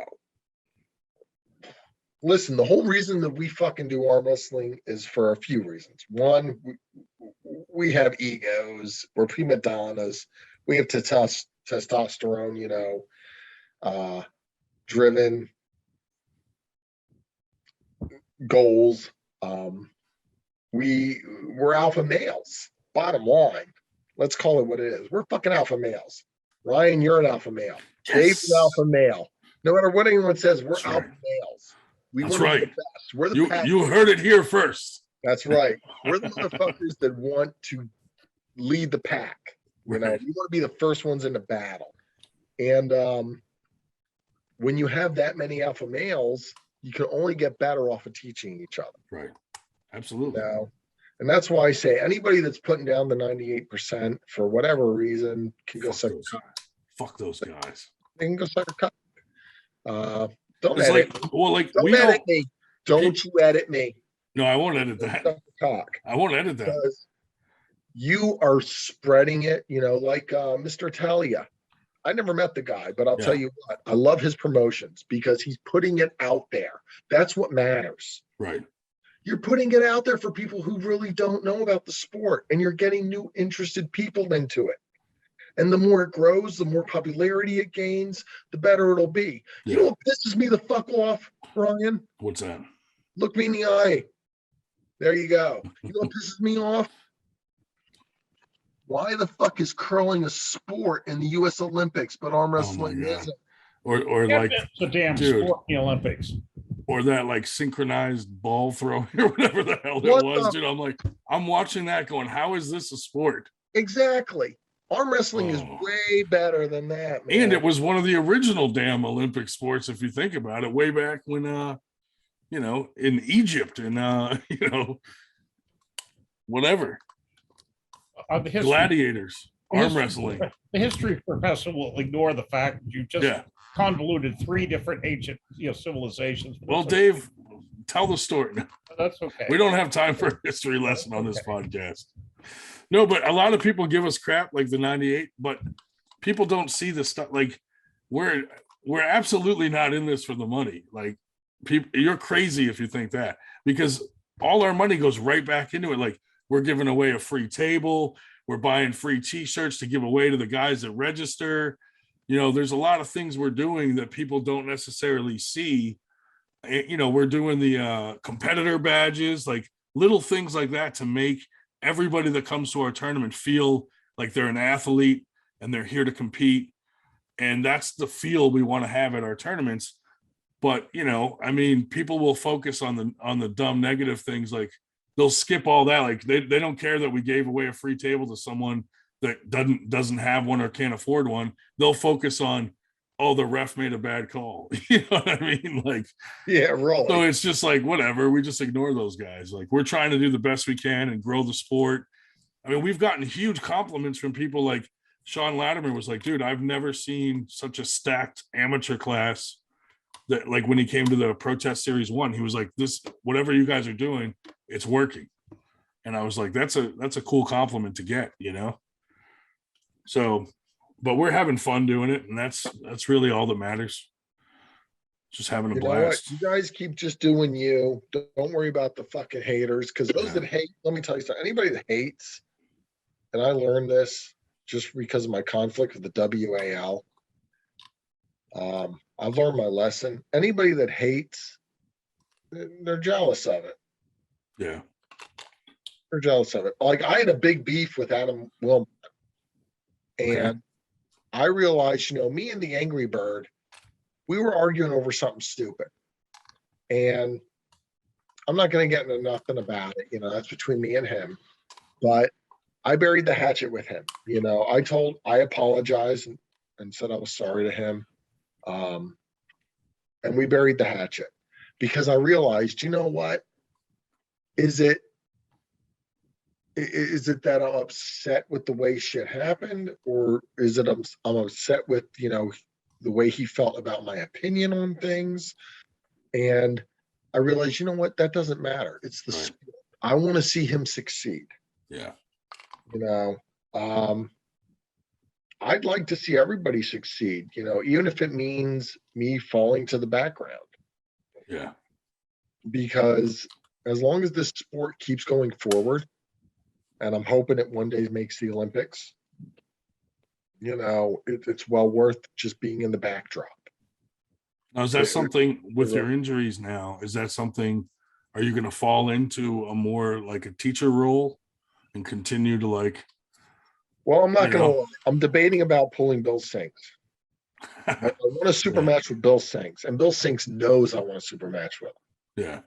The marathon man. I want a super match with him. I kind of want to have one more last hoorah before I ride off into the sunset. Right. And I prefer it to be against, a legend, an icon. Bill Sinks is an icon.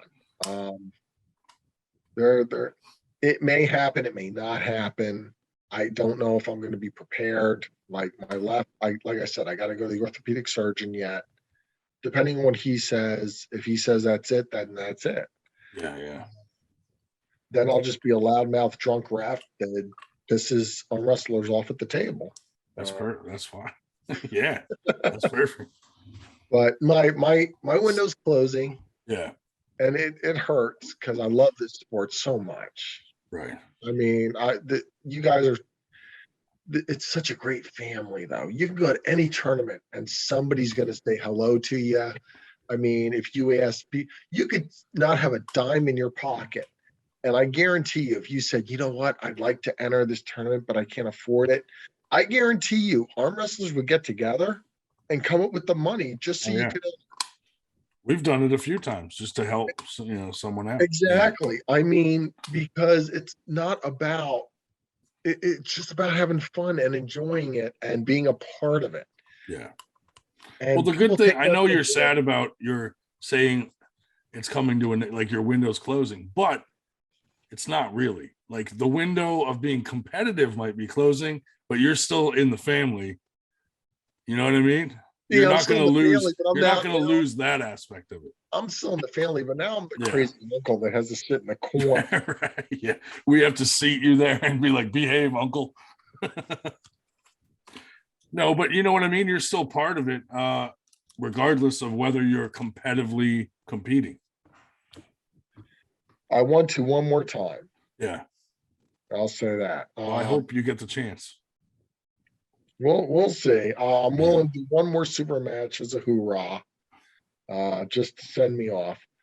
I mean, I'll try and stay in the sport as long as it'll have me. Yeah. You know what I mean? I will be a teacher. I'm trying to start a new team, a new group down in Berks County. Mm-hmm. They haven't picked a name yet. It's just a couple people. We're trying to recruit more.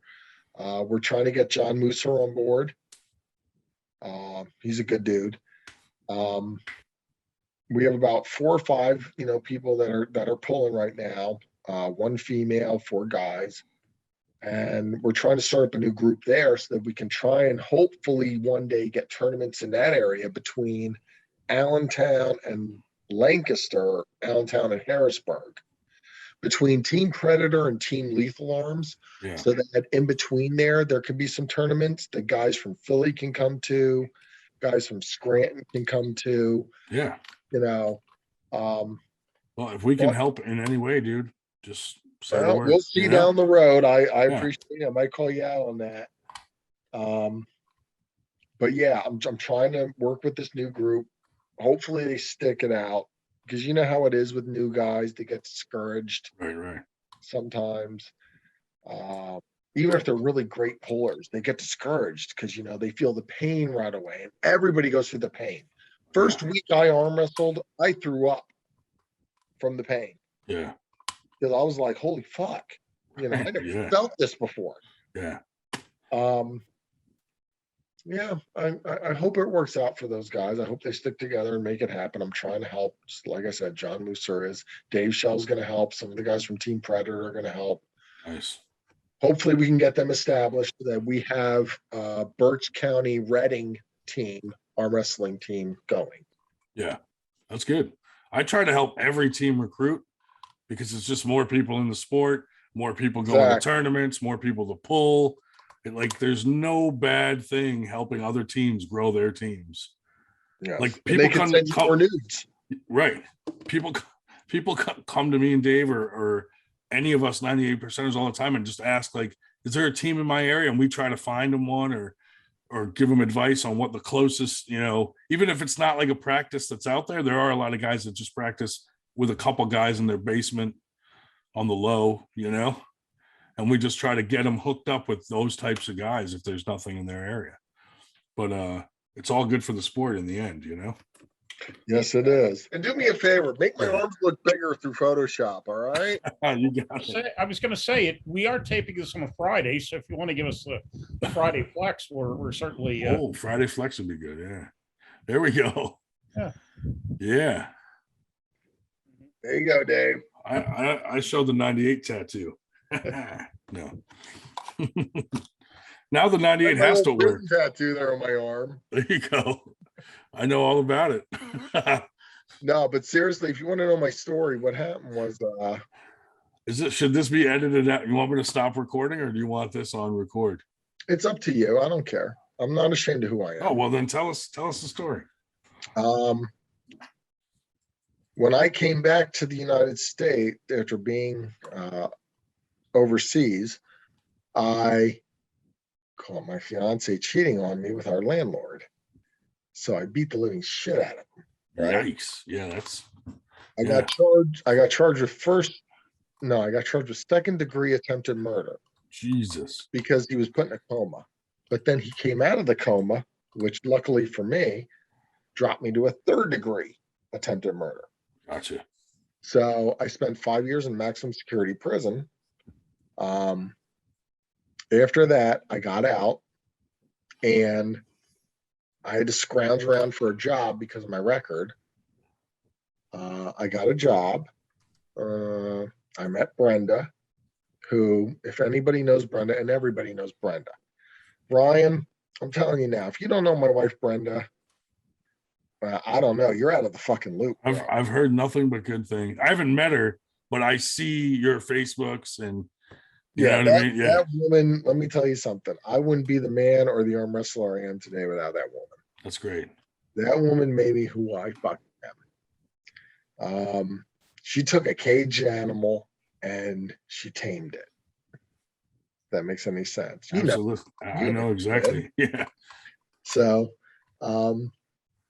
and that's the whole reason I got into arm wrestling, was to try and impress her. And she supported me the whole way. That's awesome. Little known fact, I was not going to go to Vegas for the amateur championships. I wasn't going to do it until Brenda actually pushed me to go do it. That's great. She said, you know what? You need to do this. I think you're going to do good. I believe in you. Go do it. So I went and I met, Dave Chafee, Devin Lorette, Matt Mann, Todd Hutchins. I met all the bigwigs, the elites. And I had to pull 60 guys to get to the final table. And Brenda was there for the whole thing. It took 2.5 hours. That's awesome.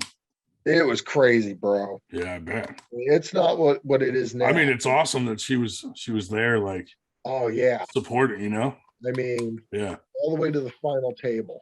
And Chuck Bardo, who you can't edit this out. You got to mention Chuck Bardo for me. That man, he also helped me because me and him together started Ringtown Arms. Yeah. And that was the very first club that I was ever associated with in arm wrestling. He also has a plethora of knowledge. He is like the Labrador Retriever of arm wrestling. Seriously. Yeah. He knows a lot. He does a lot. People underrate him, and they shouldn't. Yeah. He really is a good dude. He was with me the whole time, aside of Brenda, through the amateur championships in Vegas. When I had to face Ron Bath's son, Ryan Bath, yeah, I lost because of a foul, because I let go of the peg. Oh yeah, I know. That must have pissed you off. Oh. It was 2-2. Oh man, best of 5. It was 2-2, and I let go of the peg, and the refs caught it, and it's like, fuck. So that haunted me for the rest of my days. But I did beat Ryan Bath in the sit-down national tournament in Yorktown, Virginia. Nice. With Stan Fanaway hosting. So I got my revenge. Yeah. But yeah, I wouldn't be who I am today if it wasn't for, Brenda pushing me and being by my side. That's awesome. I mean, we got to at least say one joke about Chuck Bardo or something.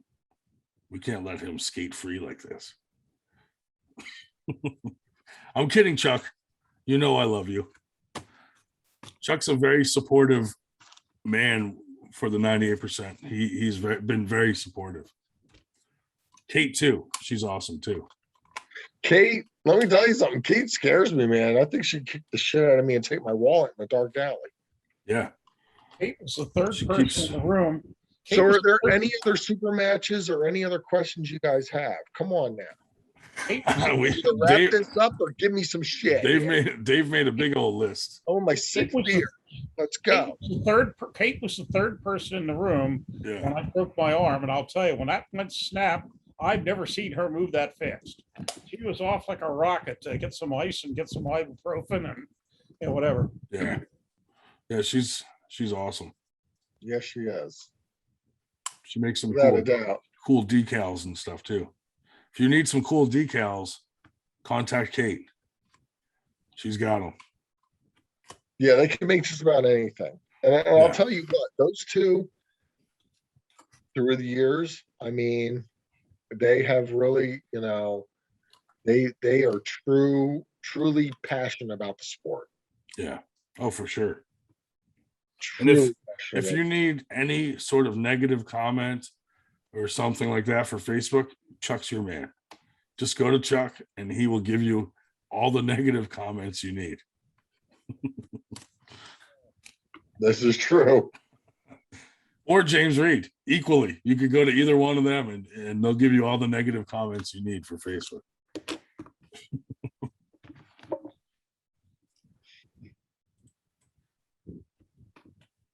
You got anything else, Dave? What, you made this list. It's not, we're missing.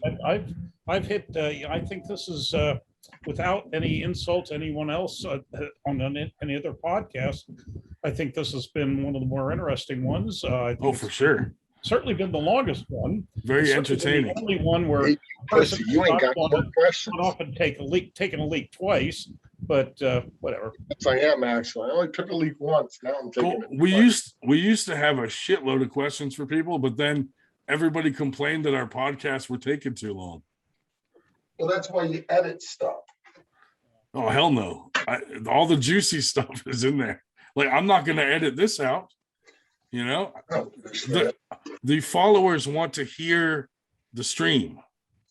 Listen, like I said before, how I got my start in arm wrestling was I was a penis model on Craigslist out in Sweden. Yeah. But the market dried up, so I had to come back to the States. Absolutely. Figure out what to do with myself. So Right. I was wondering what you were doing overseas when you said you came back to the country for found the person in bed with your previous wife. Oh, that's I have a question. That situation, did you have to pay rent? Or was that like the deal? I did have to pay rent. Oh, that's bullshit then. I would have beat his ass too. Fucking A. You gotta pay rent. Everybody. If the only way that is an okay situation is if he waives rent, and then it might be okay. But if he's not waiving rent, you beat his ass. Listen, you got to remember, I'm part Native American. We sold Manhattan for beads. We are not real estate agents. That's hilarious. Dave was actually just talking about your results from like ancestry.com or whatever it was. Seems like there's some controversy there. Ancestry. It seems like there was some uncertainty there. Well, my ancestry came up interesting because I'm Native American, right? I know this. My dad actually has a certificate for the Hopi Reservation in Arizona. Yeah. He lived on a reservation for many, many years. So I did Ancestry because my wife did it. And she's like, oh, you got to try this. And I'm like, okay. So I tried it. And they came back with, I'm like 6% Nigerian and 6% Gala and, this, that, and the third. And I'm adding it up. And it's all from African regions. And I'm like, okay, so wait, you're telling me I'm like 50% Scottish and 50% African American. Where the fuck's the Native American? I just don't see it. So I went to Black Ice and I said, yo, you know what? These people are telling me that I'm an African American. I'm Was not he like, my brother? Yeah, Black Ice is like, well, shit, I could have told you that. Right. Like, how the fuck did you know? That's funny. He's a good dude. Black Ice is another one who's up there on the awesome guy list. He is. He is an awesome person. So is this all the questions you got for me? I think that if it goes too long, people fucking complain and get mad and stop watching. I think this one's a record. How the fuck can anyone complain about me? I'm the fucking hot rod. If they don't like it, they can suck my dick. See? That's what we need. We need that. How the fuck are you not entertained? Right. How are you fuckers not entertained? You fucking pricks. This is great. Ungrateful fucking pricks. This is what we need. This is. I'll tell you what. You want some fucking real shit? You put me on a fucking podcast with you. I'll give you real shit because I'll tell a motherfucker if he's in a super match whether he's gonna fucking suck or not. Next time we interview someone in that situation, you can come on as a guest co-host. I'll gladly come on. I'll throw fucking statistics at them that they won't fucking believe. Because they're gonna be like, wait, how do you know about that match? How the fuck do you think I know about that match? I fucking watched it on YouTube. You fucking got your ass kicked. Right. And you think you're gonna take on so-and-so? What the fuck have you been doing different in training that makes you think you can take on so-and-so, you fucking prick? That's perfect. That's what we need. Oh, Jesus Christ, Ryan. I can't Next get time. You're gonna you're gonna put me on a path towards alcoholism. Next time we have someone on where there's some controversy, you could be the co-host. That'd be great. But no, Dave mentioned that you know, like he's the one who set this whole thing up. So I got to give it to Dave. He set this up and told me that you wanted to come on, and he made it happen. And we appreciate you coming on because, you know, we're kind of, you guys having me because nobody else wants to fucking deal with my sorry ass. Ask my wife. She doesn't even want to fucking deal with me half the time. Let me tell you this, and you don't need to edit this. I want you to put this on. I have a message for all you motherfuckers when I come to a tournament. All you pricks, whenever I come up to you, the first words out of your mouth, whether it's Jeff Luke, James Reed, fucking Bart Wood, Black Ice, anybody, the first words out of your mouth to me are, hey, where's Brenda? They don't want to see you. Say hello to me, you prick. Right. You only care about where Brenda is. Like, it doesn't matter if I'm fucking here or not. Just she's the superstar. Exactly. Like, I'm fucking second fiddle, and I'm the motherfucker that's pulling. You're not even Hot Rod. You're just Brenda's husband. Hey, I'm Brenda's bitch. Get it straight. I have to tell you though, Ryan has the same experience because when he did that original that band video that got this whole thing started, he would be at a tournament and people would come and walk right past the elite people and say, I know you. You're the guy in that band video. And these elite people would say, how the hell do they know you? He's never even pulled, and people know who he is, but they just walk past the really famous pullers. It's social media, man. That's it. You know? Yeah, there's other ways to be known. Yep. So you got no other questions there, Dave? You're all tapped out, huh? All tapped out. Some professor you are. I mean, if you wanted to start pontificating about, giving us your chemical knowledge of the vaccines, like we were talking about. Oh, Jesus. Weeks ago, but no, that's a whole other podcast. That would go on for another 2 hours, so I think we'll pass on that. Many of you people don't know this, but I actually have a degree from Georgetown University in biochemical engineering. Nice. And it's funny because, like I said, I got that before I went to prison, but boy, that was brutal. Fucking biochemical engineering. Jesus Christ. I bet. Well, anyway, thanks for coming on. We appreciate it. Thanks for having me. I appreciate it. Anytime you want me to fucking trash someone, I'm here. Dude, we will call upon you for that. Trust me. You may love me, you may hate me, but you sure as fuck will never forget me. That's perfect. Thanks a lot. No problem, Ryan. You have a good one, man. You too. All right, brother.